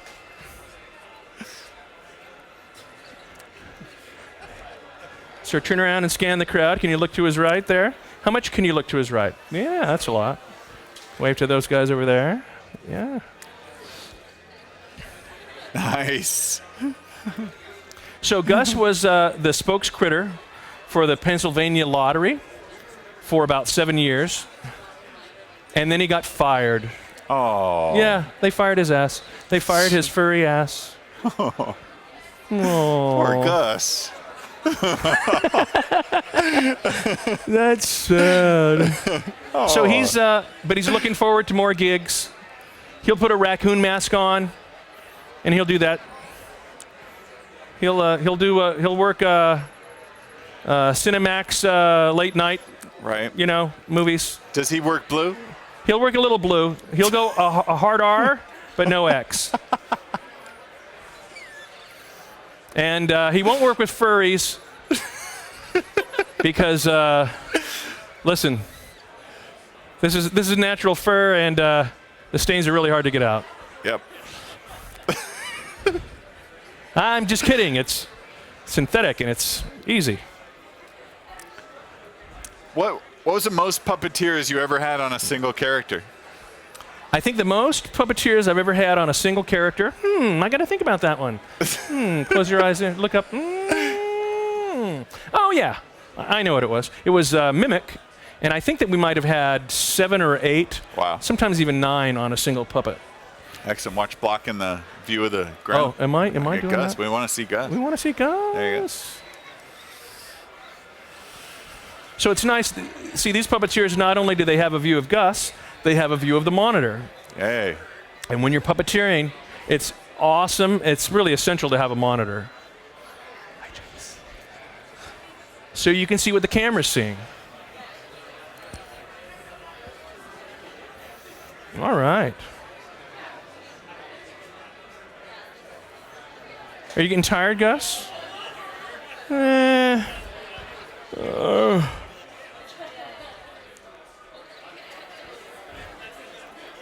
That's Gus the Groundhog. Yay, Gus. Can you take a bow? Very good. Bow. And thanks to Matthew and Robert and Grace. Good job, guys. Gal. Woohoo. All right. Very nice. Front left trigger here. Click it towards you. Yep. Take the power away. You click yours off. Power's down. Look at that. Nothing. Go to sleep, Gus.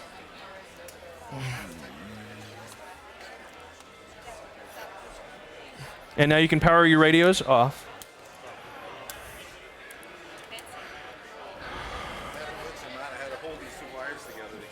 Gotcha. To keep the bow going, but I don't know what happened to the little thing. All right. It might not have been in there. I think it wasn't supposed to be hooked up. Oh. Yeah. On that one. I was holding it back in. Oh. All right. They can go anywhere.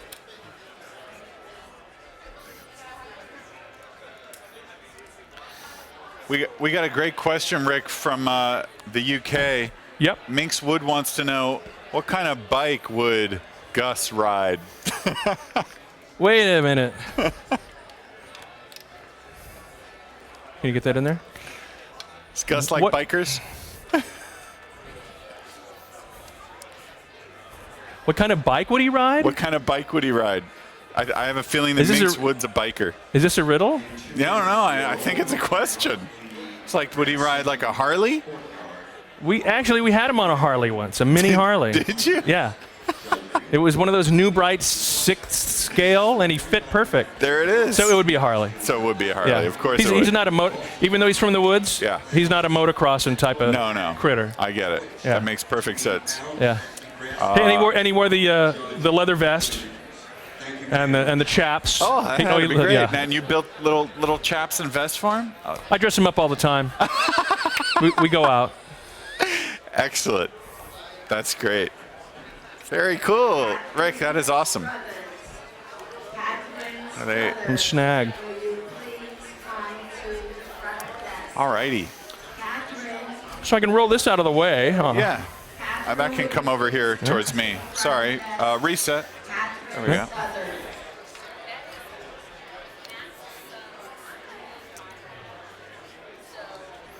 Back to the old. That's beautiful.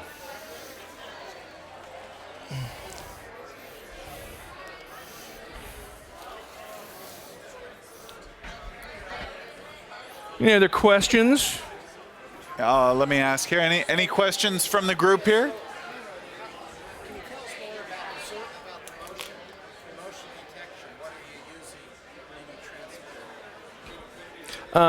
Sure. Repeat the question so that folks can hear. Yeah, so I'm asking about on these arms and stuff, you're going through motion, so what's picking up? Gotcha. All right. The question is what is picking up the motion? How are we telling him what to do?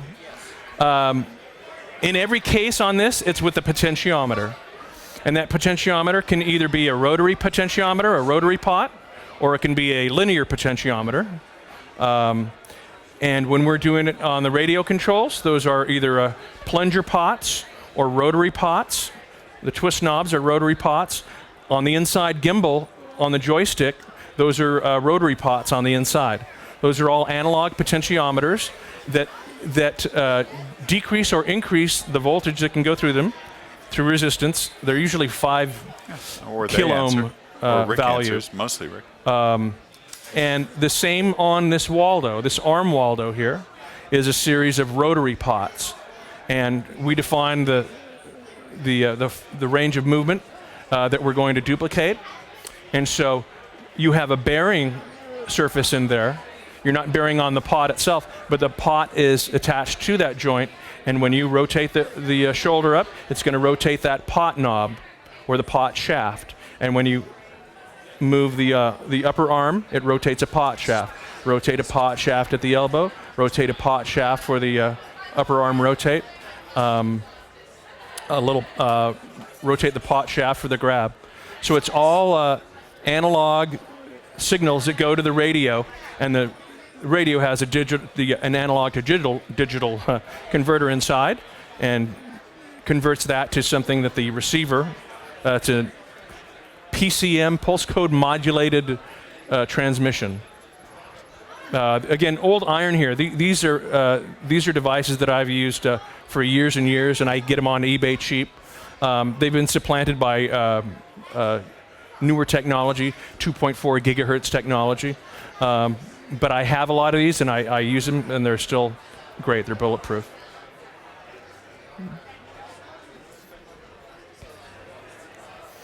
It used to be that this is version Gus 2.0, and it used to be Gus 1.0 had radio-controlled face, but his arms were rod-operated, his head was rod-operated, and that meant 2 guys had to be underneath him all the time.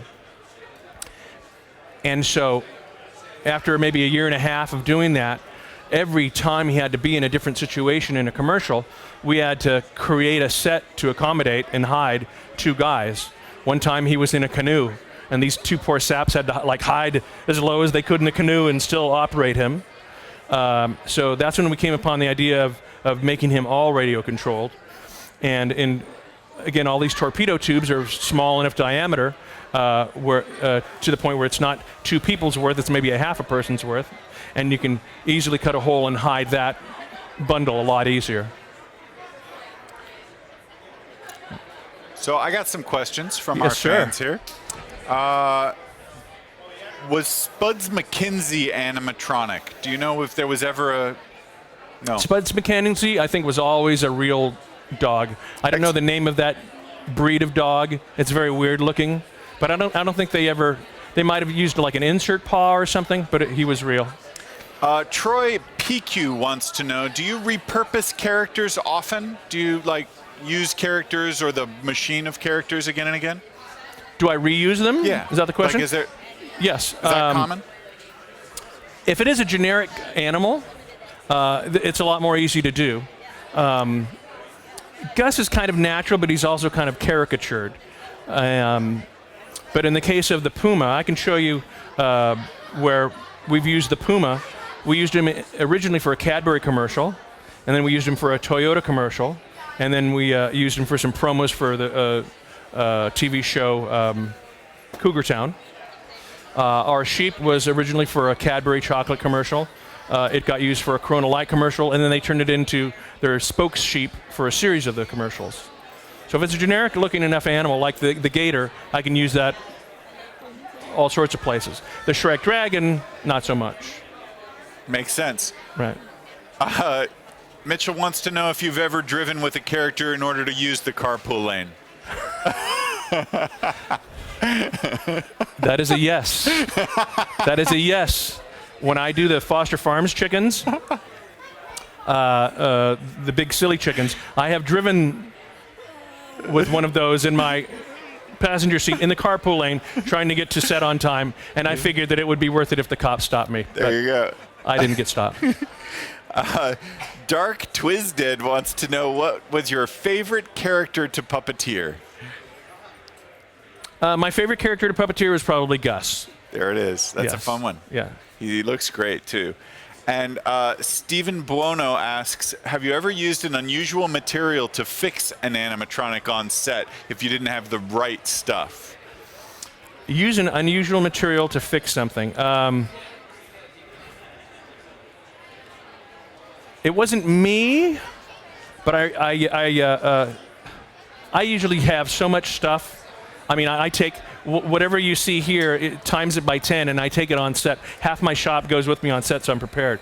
But I do know that Ken Diaz is a makeup artist, and he was asked to do a ripped-out throat in effect just off the cuff. And so he went to the craft service table and got some cream cheese and used that and sculpted that and some strawberry jelly and some ketchup and sculpted a throat wound. So I thought that was clever, resourceful, and very edible. Very cool. Waiting for some more. Waiting for the computer to refresh here. Let me ask this. You talked a little bit about this on in the tutorial you did for us, but Yeah. The Gus is pretty small. Yes. What's the smallest you can do? Yeah, you guys are good at the squirrel thing. I can make creatures that are smaller than Gus, but I have a personal rule, and that is no squirrels, because it's really hard to get an animal that is that small. I mean, a real squirrel is about another quarter the scale of Gus here.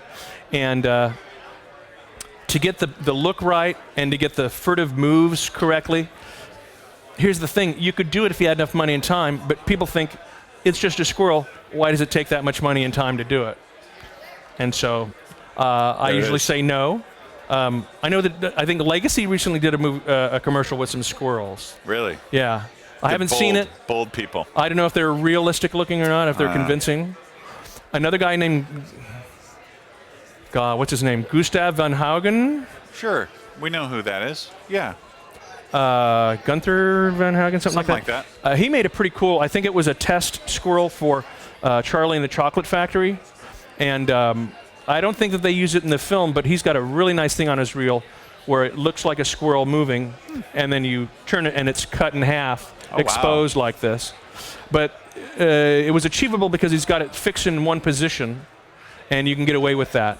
It's when they want it to move and scamper that it's like, oh, you people. got me. Do you think that animatronics have reached, this is from Killian Gonzalez, do you think animatronics have reached the top of what they're capable of, or do you think there are new technologies and uncharted areas still to explore? There's absolutely new areas to explore in animatronics because, again, the actuators keep getting more sophisticated, stronger, faster. The materials that we use, we keep finding silicones that have better performance characteristics and more realism to them. There's software that can modify, record, combine movements. All of that technology is getting better. It's just whether producers want to pay that money instead of pouring it into CG. Yeah, Winter. Do you prefer TV commercial work or feature film work? Do I like commercials, films, or vacation? I like the vacation. And which is more lucrative? I like them. I like them both. Here's what I like about commercials is you get to do a lot of things in a shorter amount of time. With films, you're on for a longer haul for a single project that you have to wait and wait and wait for it to get released, and nobody sees that work. And you accumulate a lot more experience and a lot more different things for your portfolio when you work in commercials. I like to work in both. Vacations are nice too, though. By the way, the Spuds is a bull terrier. We know. A bull terrier. There we go. Now we know. Now we know. That was Spuds McKinsey. Right. Bruce Wayne wants to know what effects you did for the TV show Monsters. Wow, that was a long time ago. Monsters, I think we did 2 episodes. For the TV series Monsters, wow, is that available on Netflix or something? I must be. Somebody loved that show. It was really low budget. It was really cheesy. At one point, I made a 2-headed brother, and the head that we did was Squiggy from Laverne and Shirley. Wow. What's that guy's name? David? No, I don't know. I forget. I don't but know. we did a fake head of him that was grafted onto another actor. That was for one episode. And then for another episode, we had to do an old age makeup on a lady. She was sort of like a Black Widow. So we did a very old age makeup on her. And then we also had to cocoon her and her lover in a web, which I thought would be a great idea, would be to use hot glue and an air compressor. And it's a really cool look, but it's not so good when hot glue globs get on the actor's skin. So don't do that. Ouch, ouch, ouch. What characters are... This is Indice VFX asks, which characters are more difficult to animatronic? Animals, robots, humans? You sort of answered that with a squirrel, I guess, but... Yeah, listen, humans are tough to do. There's the uncanny valley, right? Everybody knows exactly how a human should move, does move, looks when it moves, and to duplicate that, you can get pretty close to it when you're successful. You can get pretty far, and then there's that point where you just need to go a little further, but the cost and the time go that much higher. And even then, still, it's in the eyes. Those eyes look realistic. Do they look believable and alive? So I think to duplicate a realistic human, every couple of weeks or so you'll see something come out of Japan or somebody else with a robotic human, and there's something not quite there. Animals, you can get away with a little more. Again, in certain cases, squirrels, no. Cats, I say no to. I say nay. I say nay to the Mew Mews. And unless it's a Persian cat, unless it's one of those puffy-faced cats, right? That I can do. But That's awesome. I really, I haven't seen anybody do a real good cat. Here's a very specific and interesting question. Aw Damn It One asks, what do you think of the 3 most commonly used materials in your shop? The 3 most commonly used materials in my shop: silicone, both for mold making and for skin making. Well,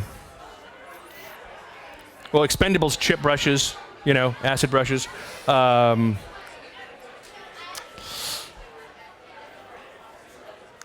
Foam latex, and in terms of the mechanics, aluminum. Aluminum. Yeah. Troy Piku wants to know, do you own the characters when you make them and then rent them out? If somebody wanted to use Gus, could they rent them? It depends on, each job is different. Each job has its own contract as far as the ownership of the character, the intellectual property, who owns that. Some people will come to you and say, hey, we want you to build this, but we're going to own it. And if they say that from the get-go, then that's part of the deal, and they own it. What I usually do is I tell them, you can own the intellectual property of it, but I'm the caretaker of this thing. And that's why I'm getting into it. I'm getting into it for the longevity. I want to create it, but I want it to have a lifetime, and so do you. and I want to be the guy that does that. So we're going to be in business together for a while. And what I will do is I will keep it at my shop. I will take care of it. And so when it needs to be redeployed, it's with me. I know what to do. I have it. It's ready to go. It's not in storage somewhere. Other times, I'll create something. Somebody needs something real quick, and they'll go, hey, by the way, who owns this? After I've already built it. And I go, well, if you have to ask, it's me. Yeah. Yeah. Excellent. Let's see. What have I got here? This. How do you avoid overheating of the animatronics? And if you're doing something like that crocodile, how do you make it watertight? That's kind of two totally different questions. But go ahead. It is, but they both regard temperature, don't they? For the first thing, how do you guard against overheating? Well, you can see these tubes here. They're open at the front, and we have had in the past a whole octo injector system with a refrigerator, dry ice, and a forced fan blowing cool air through them. Ironically, the thing that makes these things heat up the most is when you're doing a still shoot. We did a still shoot once with him, and they wanted him to pose in positions for a long time. And servos always want to be moving. If you hold them in one place, they will heat up a lot. But if you have them going back and forth, changing the stress on them, then they'll stay cooler. So we found that out. So we had to open up these things and blow cool air across them.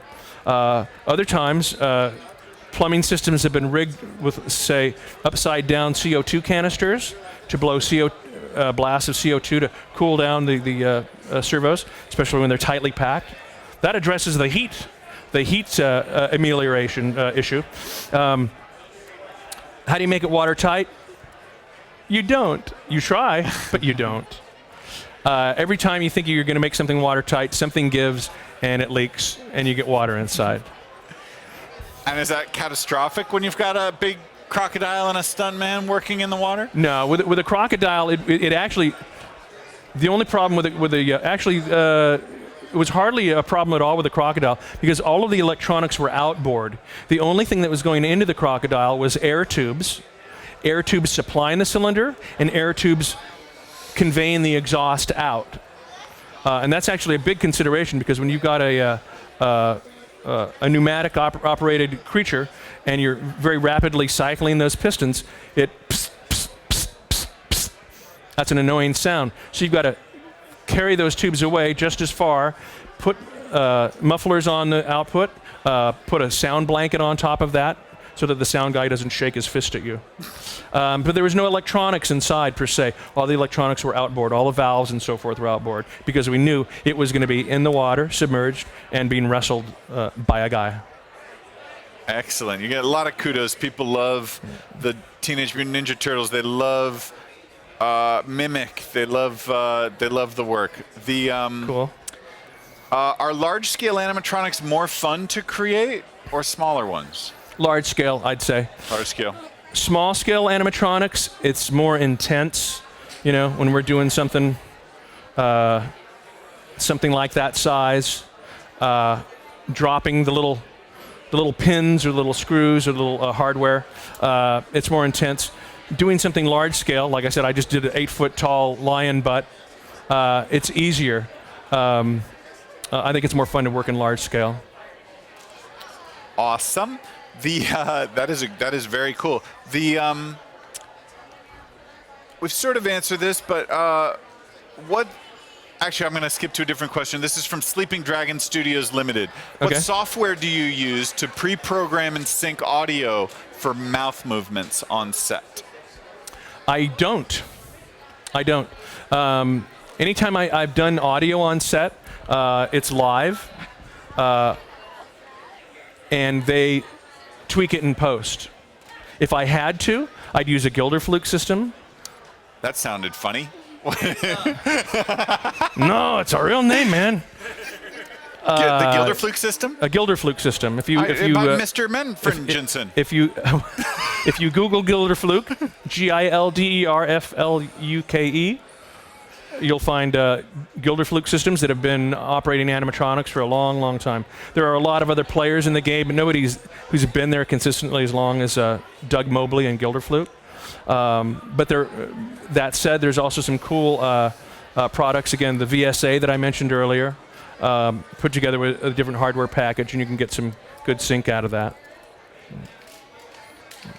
Have you ever, Minx Wood wants to know, inadvertently sworn when reading from a script and then had the words articulated from the puppet's mouth?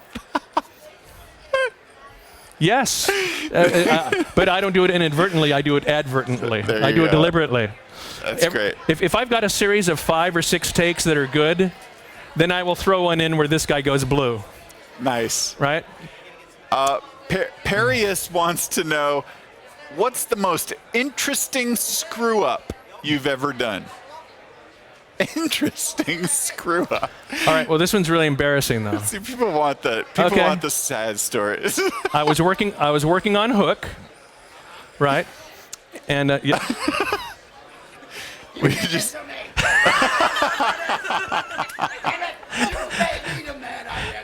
Sorry, we've been interrupted by a monster here at Son of Monsterpalooza. There he is. And moving on. I texted you earlier. We were going to meet later. All right, so we were about to get a great story. Didn't I finish telling that embarrassing story? No, we were about to get a great story. Oh my God! I was working on Hook. I had created a 6-foot-tall Barbie and a 6-foot-tall Ken, and we had them on an elevated set. And Julia Roberts was there, and she was supposed to. Barbie was serving tea to Ken, and Ken was sitting down, and Julia Roberts as Tinkerbell goes up there to flip the script, sit Barbie down. Pull Ken up and make Ken serve Barbie. All right? So anyway, she did that, and then she slapped Barbie or something, and Barbie's head fell off, and she had these big earrings, and her earring broke. And somebody that was watching said, "That's a wrap," because it was late.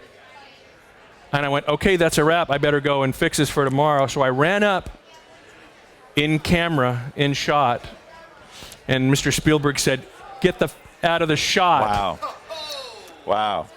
I went, "Oh, so they are still rolling." So I went back like this, as far as I could against the set, and I was still in shot. Get out of there! And then I just dove off the elevated stage. So there you have it. That's a good story. Yeah. Yes, it is. It's true, Perius. It is the sad stories you learn the most from. Yes. We agree. I have some other large-scale stuff to see. Yeah, let's see. You want to see? Yeah, I think now's a great time. Let's take a look.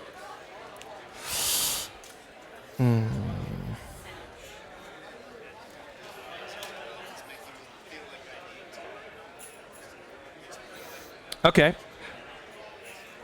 This is our 20-foot marionette. This is a... Are we... This is just a mechanical test of her head.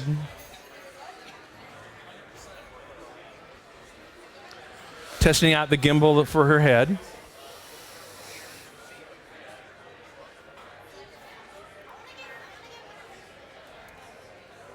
All right. This is for a Mayflower commercial.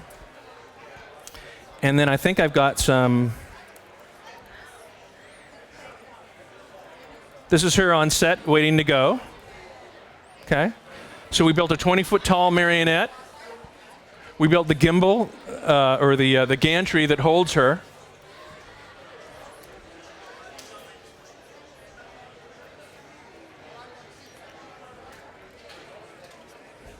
This is kind of behind the scenes of making her walk. This is up near Gorman. They shut off the freeway so we could shoot this. And she takes 5 people to operate her. You've got one on each. Doesn't seem like a lot for something that huge. Doesn't it? Is one on each foot. One guy is doing both arms. One guy's on the head, and I'm radio controlling her eyes. There's more people on the ground. All they're doing is pulling bungees to make it look like there's more people doing things. It's fake. It's a lie. It's Hollywood. It's showbiz. And that could be my favorite of all. She's hanging in my shop. This is her. Oh, that's incredible. I love doing large-scale stuff like this. I want to bring her to Burning Man. Right? Wow. So a lot of those strings there are fake. They're not doing anything. They're just bungees.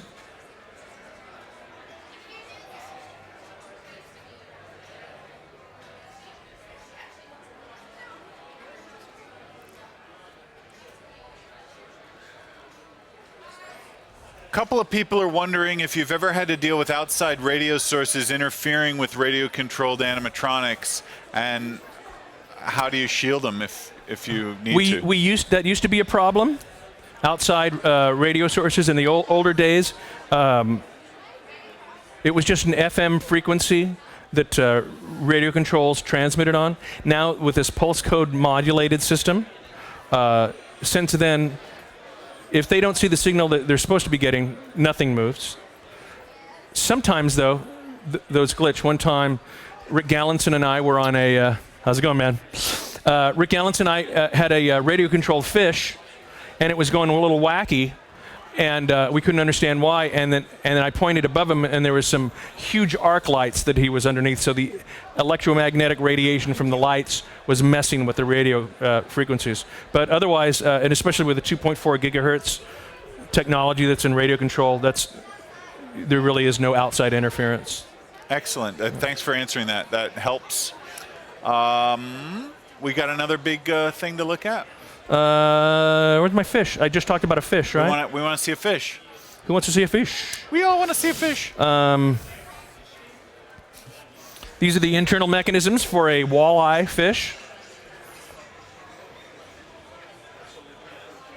So he's got a two-section body. He's got gills that flare, and he's got a mouth that opens and closes. So that's the internal form that's inside the silicone skin. And here he is. Finished. And so he's made out of silicone. He's meant to be held in a guy's hands, slimed up so it's slippery and it's got a realistic weight to it. You can see how the tail is sagging down.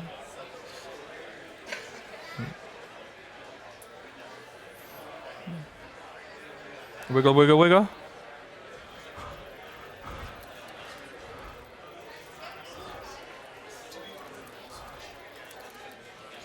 So silicone's heavy, and even if you mess with the formula to make it really stretchy, it's still heavy. It likes to sag, and there's a whole set of issues that you have to work with when you're doing silicone as opposed to foam latex.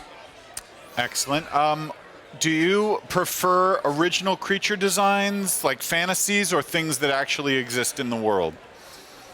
That's Michael Van Ben Schoten wants to know. Yeah, I've seen him on Facebook. Well, we'll get there. We'll get there. Don't interrupt. He's answering a question. Did Go you? ahead.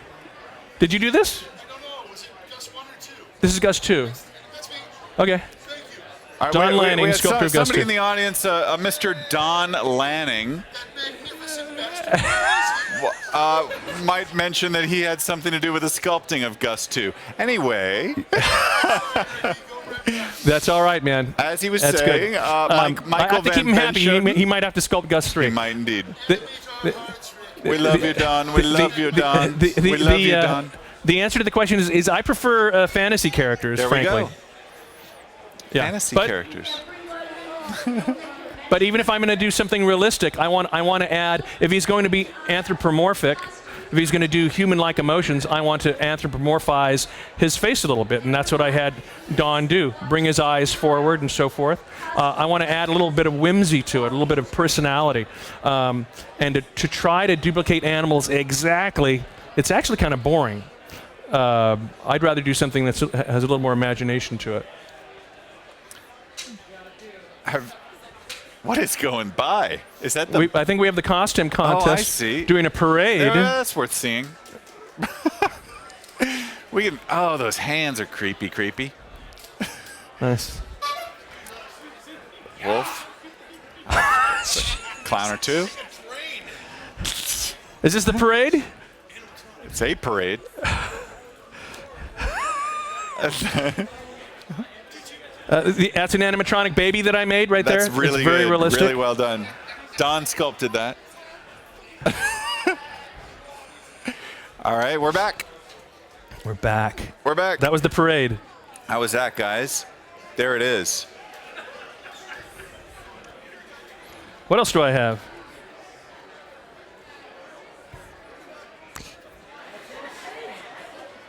Does humidity ever cause issues with animatronics? Does what? Humidity. They have a lot of humidity in Oregon, says Ronim.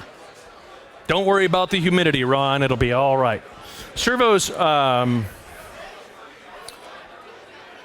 unless you're immersing something in water, in a hot tub or a pool or the ocean, you don't have to worry about humidity unless you use a lot of steel in your animatronics and that's exposed. But the electronics don't suffer from it. Have you ever encountered a malfunction that led to a shock, but to someone on set? I think it means like an electric shock. Did you ever get anybody ever get shocked? No? I've never had a malfunction that resulted in a shock given to somebody. We usually are using DC, direct current, and low voltage. Yeah. Think I would admit to that if it happened? Yeah, certainly not. Yeah. Do you have to work on the? How hard is it to get the movement smooth on an animatronic? Does that like take a lot of? It's hard. Practice? Is it engineering? Is it? That's hard. Sometimes you will work on a motion and you will do it 2 or 3 times to get it right, to get it smooth, to get it powerful, to get it fast. You find out that on its own, a single axis of movement is all right, but then it's combined with another axis. If you've got all the axes that are in a head motion, and you've got to get the pivot point just right. Where a human moves. It's, where's that pivot point? It's actually not one pivot point, it's a few of them. It's hard, and it's like sanding something until you get it right. Got it.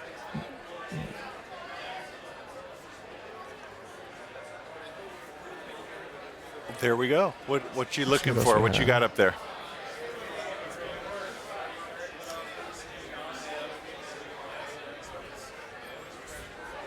Here's something kind of cool. This is a giant raven that we made for an Old Spice ad. That's the internals on it. Can we see that? Yeah, there you go. Okay. And you can see what's down here is airbags that'll be on a truck for shock absorbing. We slightly inflate those, and that gives support. It gives a bouncy support to the creature. Here is a. Oh. Okay, that's a guy bouncing, and a wing test. Is he wearing a football helmet for safety, or? Well, you'll see it's a football player that jumps onto this.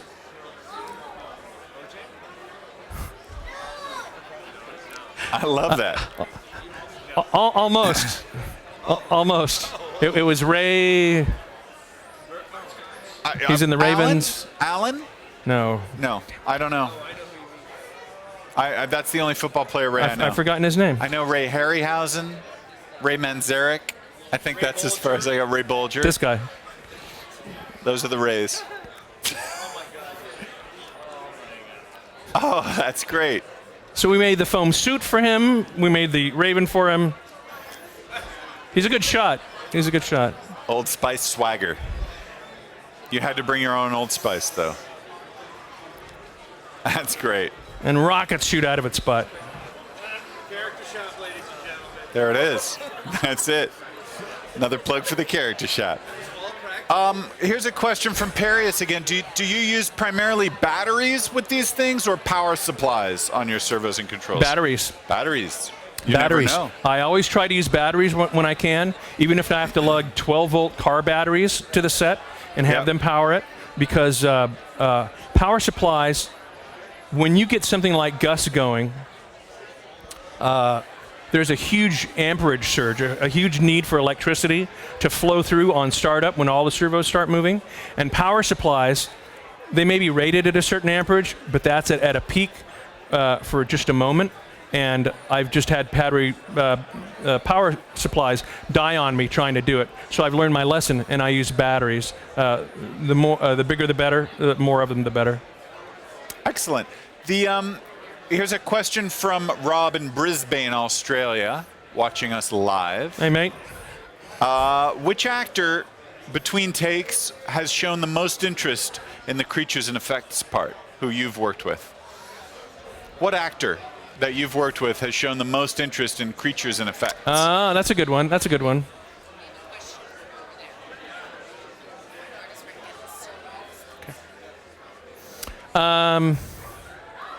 Robin Williams on Hook was pretty cool. He was very interested in the stuff that we did. Ray Liotta on Operation Dumbo Drop. He was really digging, his co-star. Who's the comedian, the blonde guy, Dennis Leary? Dennis Leary. He could give a He didn't He care. just wanted to make sure they worked. That's he didn't right. Even care. Yeah. Wait, this thing is animatronic? I don't care. That's fine, whatever. Yeah. We have a question on the floor. Where do you get your servos? Where do I get my servos? Servos. Here we know. We're asking servo questions. Where do the servos come from? Cool. Servos, Robin's Hobbies in Glendale is a good place to get servos, and he gives great discounts, and he can get just about anything you need in a day's time. Tower Hobbies is towerhobbies.com is another source for servos. Now that's for the standard hobby type servo. For the bigger stuff, the heavier duty stuff, then you want to go to servocity.com. And when you start talking about the 105s and the 050s, the drone size servos, these guys, CK Technologies, ckdesigntech.com. Craig Keckert runs that business. It's in Simi Valley. And he's got the exclusive Southern California distributorship for the big servos. This, which is at 10, 12 foot-pounds, and then another one that is bigger that is 25 foot-pounds. That's where you get them. There it is. Or you can buy them from me, and I'll mark them up. And do you ever use Arduino devices to sequence movements, or always radio controls and puppeteering? That's Dave VE asks. I'm usually, going spontaneous, the way we were with Gus. Yeah, I think it's I keep my performances fresh and spontaneous and can change immediately. When you use a sequencing thing, when you use a pre-programmed setup, it takes away your spontaneity, it takes away your changeability. People who make these systems say, I can edit it real fast. Not fast enough for the people on set to be. Because when things are moving on set, you don't want to hold them up. You don't want to hold them up for a second, much less a minute or 5 minutes to reprogram something. Some people have systems that are sophisticated enough to dive right in, play pre-programmed, and be able to dive right in simultaneously, but those are very expensive.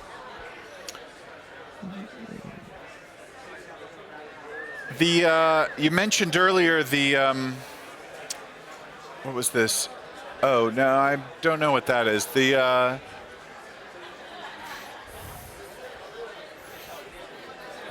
How often, this is a good kind of question, how often, if at all, do shops collaborate on the same project?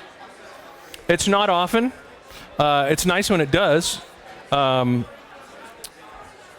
We're pretty much competitive and very insular, right? Thanks for the question, though, that 70 space. That's a good one. But on the other hand, I've got people who I'm friends and competitors with. Val Sykes, he's got a booth over there. I'll let people go over there. He runs a competitive shop. He runs a competitive school. One time somebody called me up and said, hey, do you have an animatronic sloth? Right. I said, no. Oh, but I know a guy who does. I did what a smart person would do. I went on to Googled animatronic sloth, and I saw he had one. So I called him up and I said, hey, have these people called you yet? No. I said, well, good. Well, they called me. Do you want to go together on it?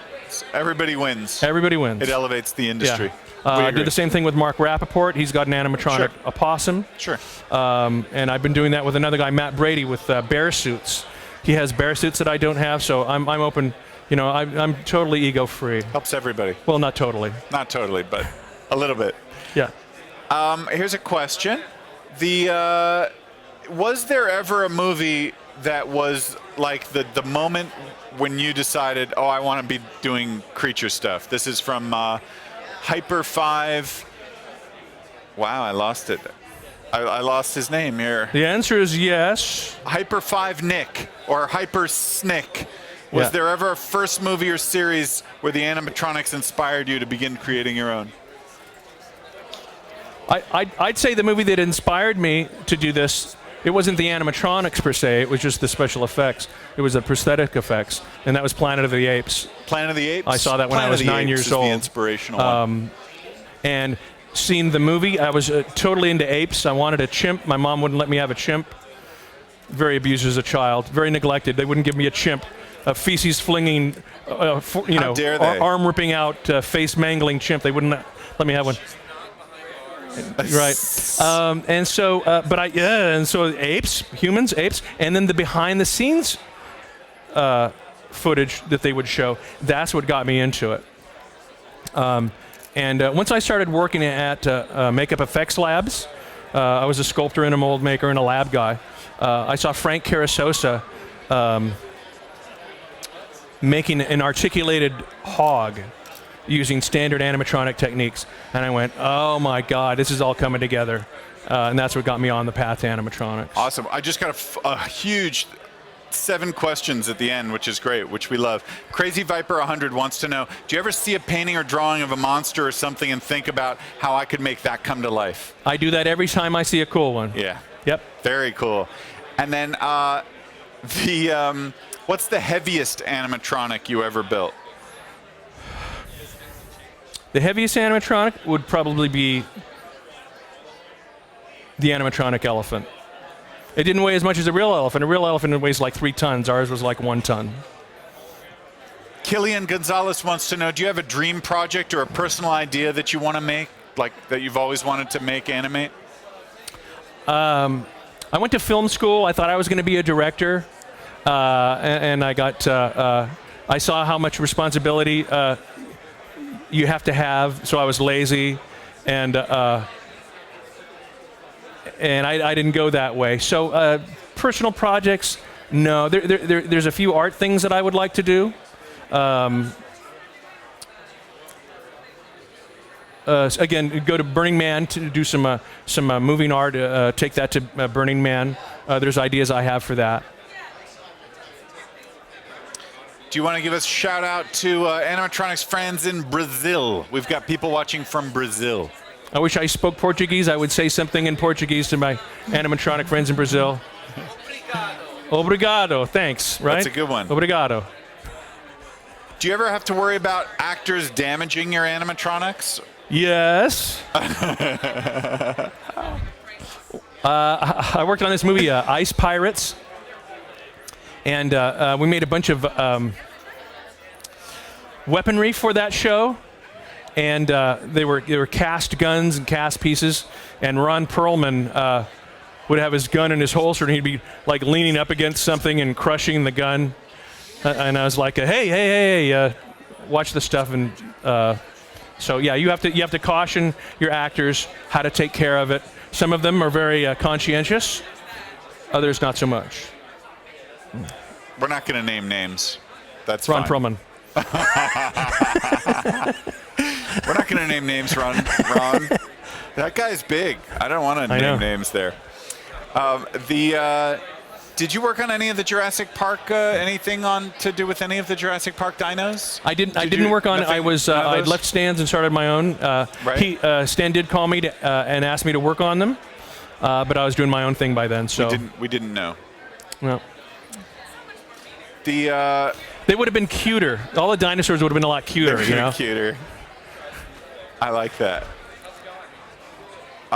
What is your, when you start a process, when you start an animatronic, how does it go from image to a machine? Do you draw all the different parts out, or do you? Here's what I do. We design the creature. We'll design a creature on paper in Photoshop, whatever. Yeah, I think that's the question. Sort of like, what material is that? Like, is it a sketch? Is it on the computer? Is it? Usually it's a sketch. That's the quickest way to get to something, and then it might be enhanced or tweaked in Photoshop. But once I get that, I like to print that out in various scales, unless they've already said this thing's going to be 6 feet, this thing's going to be 12 feet. I'll print that out. I've got a very large format printer, and I'll print it out in various scales and let them see it in relation to something else. Once we see that, we nail the size of it, and once I've got that size, then I know that I can design my mechanisms to fit inside. And I'll build armatures. I like to have my mechanics in early on it and build armatures for my sculptures. If somebody's going to do a head that's going to be animatronic, I want to know that the eyes are dead on and symmetrical and centered and horizontal and not wiggity whack in the armature, and the jaw pivot is where it's supposed to be, and make that arm in a working armature before they even sculpt on it, before we get into that. And that way I know when I plug my animatronics in, it's going to be right. Excellent. We're doing it. That's the way to do it. It's really the way to do it. What do you feel are the biggest limitations on animatronics in terms of, you know, when you would say to even somebody who hires you, that should be CGI? The biggest limiting factor in animatronics is locomotion, and it always has been. Getting something to see it head to toe, locomote, run, walk, realistically hit the ground, that's a tough one. And that's why in Jurassic Park was the brilliant cooperation and matching of those techniques of CG to where when you did go out wide and see the creature locomoting, you used CG. For me, CG is good for those wide shots and for locomoting and for taking me and my my rods out. Otherwise, leave it to us. Excellent. I like that. That's a good one. Kind of want to go out on something inspirational. I just had silly stuff playing in the background. That's good. What are we looking at up here? Jake, what are we looking at up here? Is this one of your pieces? This is a Sprint commercial from a ways back, and he's got a ventriloquist dummy that mimics him. Just random. Your dummy? I do have a Pinocchio. We're going to look at a Pinocchio.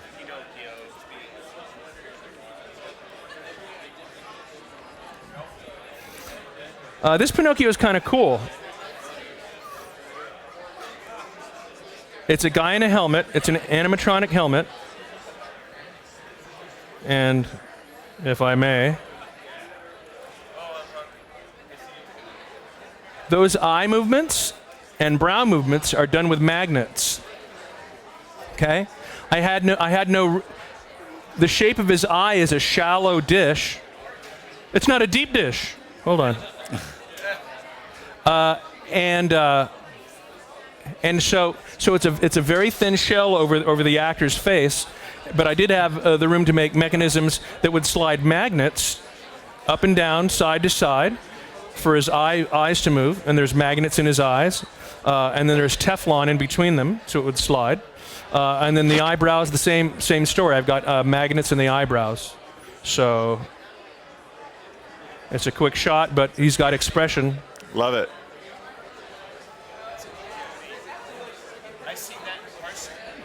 You've seen it. Otherwise, it's a suit for the guy. And we started that out, and then they augment it, and then it's practical here.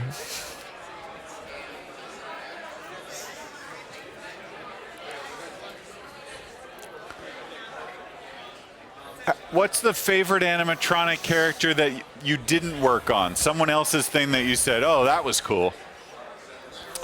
My favorite animatronic character that somebody else created that I didn't, and I thought was cool. I would say it's the dark Twisted. I would say it's the creatures from Botine's The Thing. Botine's The Thing, Yeah. great. Yes. Yeah. Very cool. Crazy Viper 100 wants to know scales or fur. That's a tough one. Scales are tough to duplicate, right? Scales are tough to sculpt. Very time-consuming to sculpt. On the other hand, you can cover a lot with fur in the body, but once you start getting here, then it becomes just as painstaking, to get furry see that, detail. yeah. So that's a toss-up. But I have a trick that I use when I do snakes. I've worked on snakes on a plane, made a lot of other snakes. And what I'll do is I'll actually take a snake skin and wrap that around the sculpture. So I don't have to sculpt those scales, or I only sculpt the scales that blend into the real scales and at the end of it.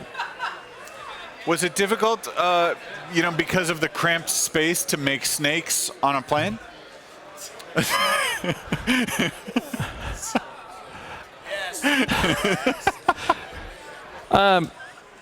Well, again, there's not a whole lot in a snake that does a lot, unless you're talking about a cobra. I mean, we solved the issue with the opening mouth and the fangs deploying. That's about all that's happening with a snake. There's no blinks in a snake and so forth. And then at the backside of this, for the spine, we put motorcycle chain. Okay? Motorcycle chain, think of it, when it is normally working, it's around a sprocket, but turn it 90 degrees and it resists gravity. It's got a very cool swaying motion, and so that's what we used. And then we would just have pick points, and you can get a lot of lifelike snake movement out of something like that. Are you up on anime? Are there any anime robots that you want to animate? I'm not a big anime fan. Right. My son is. Bring him in. Let's see what should Dad animate. If I had to make an anime robot, what would I make? What should I make? Make like a Gundam, I guess. I don't know. A Gundam. Yeah. A Gundam. A Gundam. We'll do that. We'll get right on that. And what do they call the high-end ones? Perfect class? We don't know. Wow, okay. More See? like a perfect class. Teenage Sons, it's a folks. big class of Gundam. Animatronics and Teenage Sons. I'll teach you about them. We have a giant robot right behind you. I do have in the back. the giant robot behind me is awesome. Killian Gonzalez wants to know where you get a snake skin. You can't just go. Do you have to go kill a snake? You can. It's not illegal. PETA might be around. There are people that sell leather goods, that sell animal pelts. There's people that sell snake skins. You can get python skins, rattlesnake skins, human skins.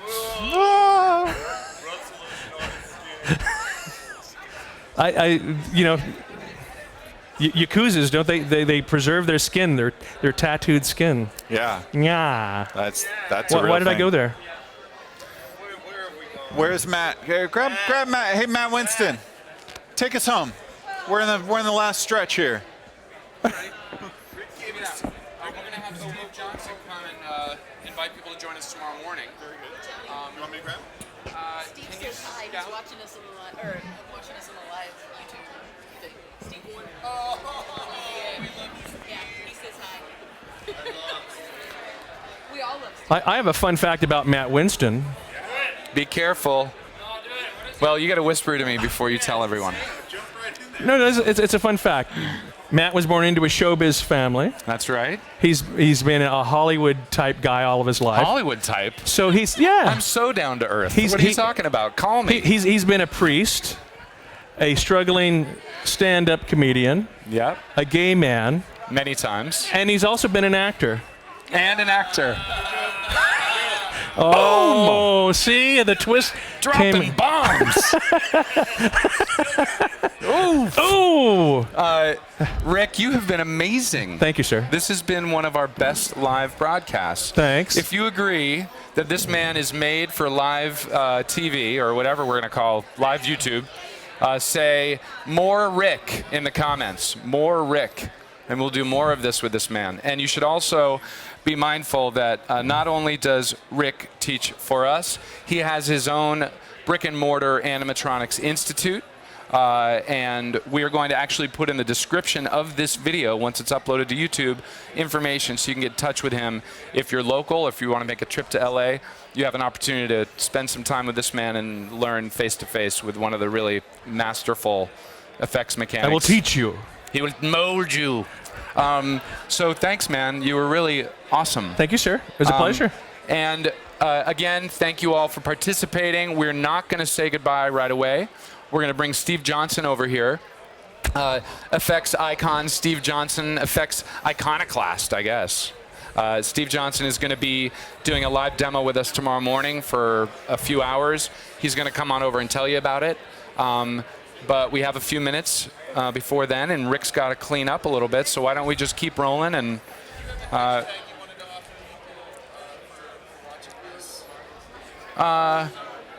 no, but I think we should give a shout out to your URLs. Where should people go to follow you, to like you, to all that stuff? I'm always saying something inappropriate on Twitter, at Rick Lazzarini on Twitter. At Rick Lazzarini, spell though, because it's kind of a complicated name. Yeah, you're right. At RickLazzarini. And we'll put that in the comments as well. Where else? Animatronicsinstitute.com. .com. All one word, animatronicsinstitute.com. And you will find a lot of information about Rick's courses there, and you'll be able to learn more about the Character Shop at charactershop.com, character-shop.com. character-shop.com. And finally, Facebook? Facebook, Rick Lazzarini is on Facebook. But we also have the Animatronics Institute on Facebook. We have the Character Shop on the Facebook. Character Shop on Facebook. And I like cosplay girls on Facebook. So while this is fresh in your mind, like him in all those various ways. He is not only hugely knowledgeable, but also incredibly entertaining and outspoken. Very few men in Hollywood are honest, and Rick is one of the men who is honest, and for better or worse. For better or worse. They're going crazy for you, Rick Lazzarini. Lots of more Ricks are coming. So one, David was very supportive of the questions, Matt. David Sanger, big shout out to, let's just do a big thank you to the crew who helped out before we bring Steve in. Let's go around the horn, Jake, starting with John Ailes, who started it out, creative director, Stan Winston School. David Sanger, lead content producer and moderator of this particular demo. Come on around. Gentlemen. Quite the gentleman. Chris Vaughn, Stan Winston School Live, Wonderkind. Although I think that means he has to be really young. Yeah. So Wonder Adult. Wonder guy. Wonder Adult. Eric Lidoff, the beating heart of Stan Winston School, co-founder. Come on back around this way. We'll say hello to Lauren. Maggie. Hey, Bonnie. We got Bonnie. The very shy. Bonnie, our sales mistress. And Harrison Sanger, the heir to the kingdom. Because Sanger's going to kill everybody. Wyatt Lidoff, Stan Winston's grandson, Eric and Debbie Winston's son. Everyone. Would you introduce your boy? Wait, who did I miss? Oh, and we have some visitors. But they don't count because they weren't willing to go out on the show floor and promote. So we're not introducing them. Right. You put the children to work. And introduce your son, who was so helpful. Zach Lazzarini.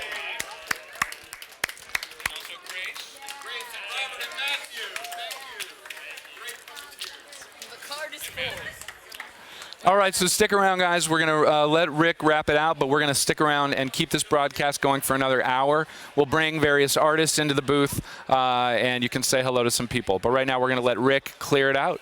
Thank you, Rick. You were awesome. Hey, Jay.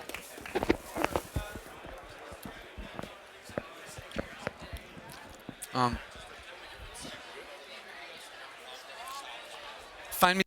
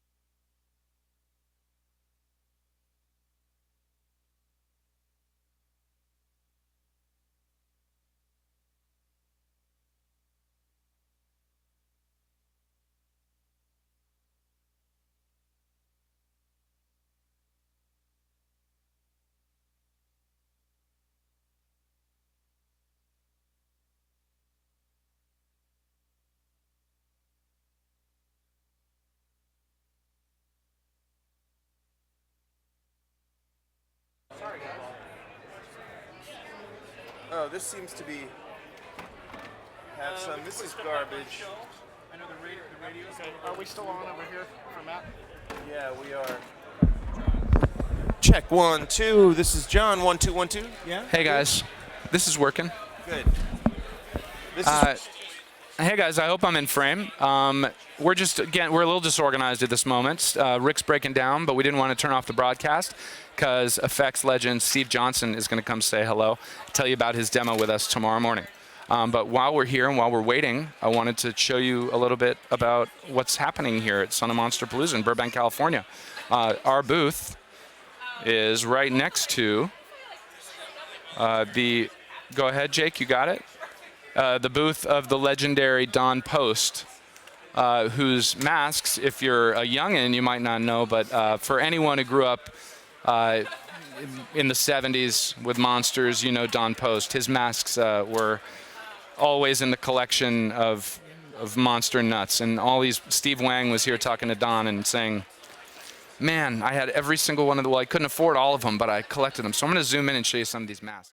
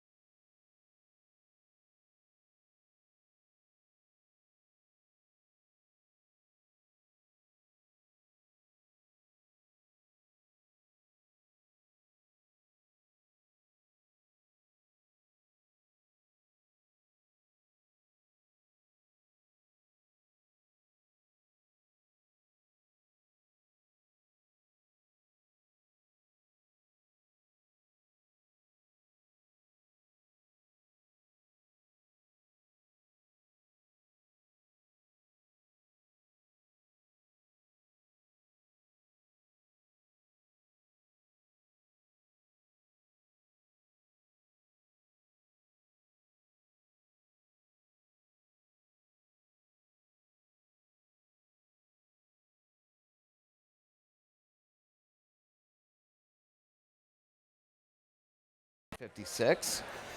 The Hydroloid was a replacement for the creature from the Black Lagoon, and it's sort of an octopus creature, also sculpted by William Malone. This William Malone sculpted demon comes from a Gothic art piece, sort of a Renaissance-era art piece depicting demons, and he sculpted a 3D version of that. This is Bob Short's version of the Hunchback of Notre Dame, Quasimodo. And then Bill Malone sculpted a gorilla mask, and they originally introduced it as a gorilla mask, but clever Jim Warren that he was decided, no, it's Kong, so they advertised it as Kong. The 76 Dino De Laurentiis movie had just come out, and that was still sort of a big thing. And this Eric is, of course, a take on the Phantom of the Opera, sculpted by Bob Short. B. Garrett Theta, which is considered by many to be the first gore mask ever made, sculpted by Bob Short. And B. Garrett Theta is a combination of the name B. Garrett from the phone book and Theta Cable Company, which was on the desk at the time. You have Frankenstein 2001, which is a futuristic Frankenstein that's now not the future anymore. That was sculpted by Bill Malone, and they wanted to incorporate the vacuform machine they just had, so he sculpted that. The Fly, of course, is based on the classic Vincent Price character from the 1954 film. Also sculpted, this one sculpted by Bob Short. A lot of people might recognize this Jonathan Freed in the Dick Smith makeup from the original Dark Shadows. And that was sculpted by Bill Malone. He actually approached Dark Shadows about getting the license for it, and at that point they were like, "Yeah, just go ahead and make it." This Sargoth the Cobra was sculpted by William Malone and was sort of based partially on a movie mold, remnant movie mold they had from the movie I don't know if you remember that movie. I remember it it's well. One long consonant.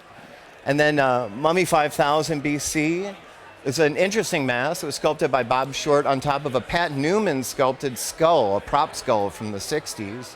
And then you have the Alien, which was Bill Malone's take on an alien, and the Death Cyborg, which has a funny anecdote attached to it. You know, the Death Cyborg mask was sculpted by Bill Malone, and it was out for a while. And eventually, the Star Wars people went to Don Post, and they wanted a copy of the mask, and they wanted to know, yeah, when'd you do this mask? And, you know, what's the story with this mask? And Don Post himself said, well, it was made in early 1976. And they went, oh, never mind, we don't want it. So they were obviously concerned that someone was ripping off Darth Vader. But it wasn't the case. This was a Ford. It was supposed to be, the character, as Bill told me, was supposed to be a killer cyborg from the future that comes back in time and chases people around.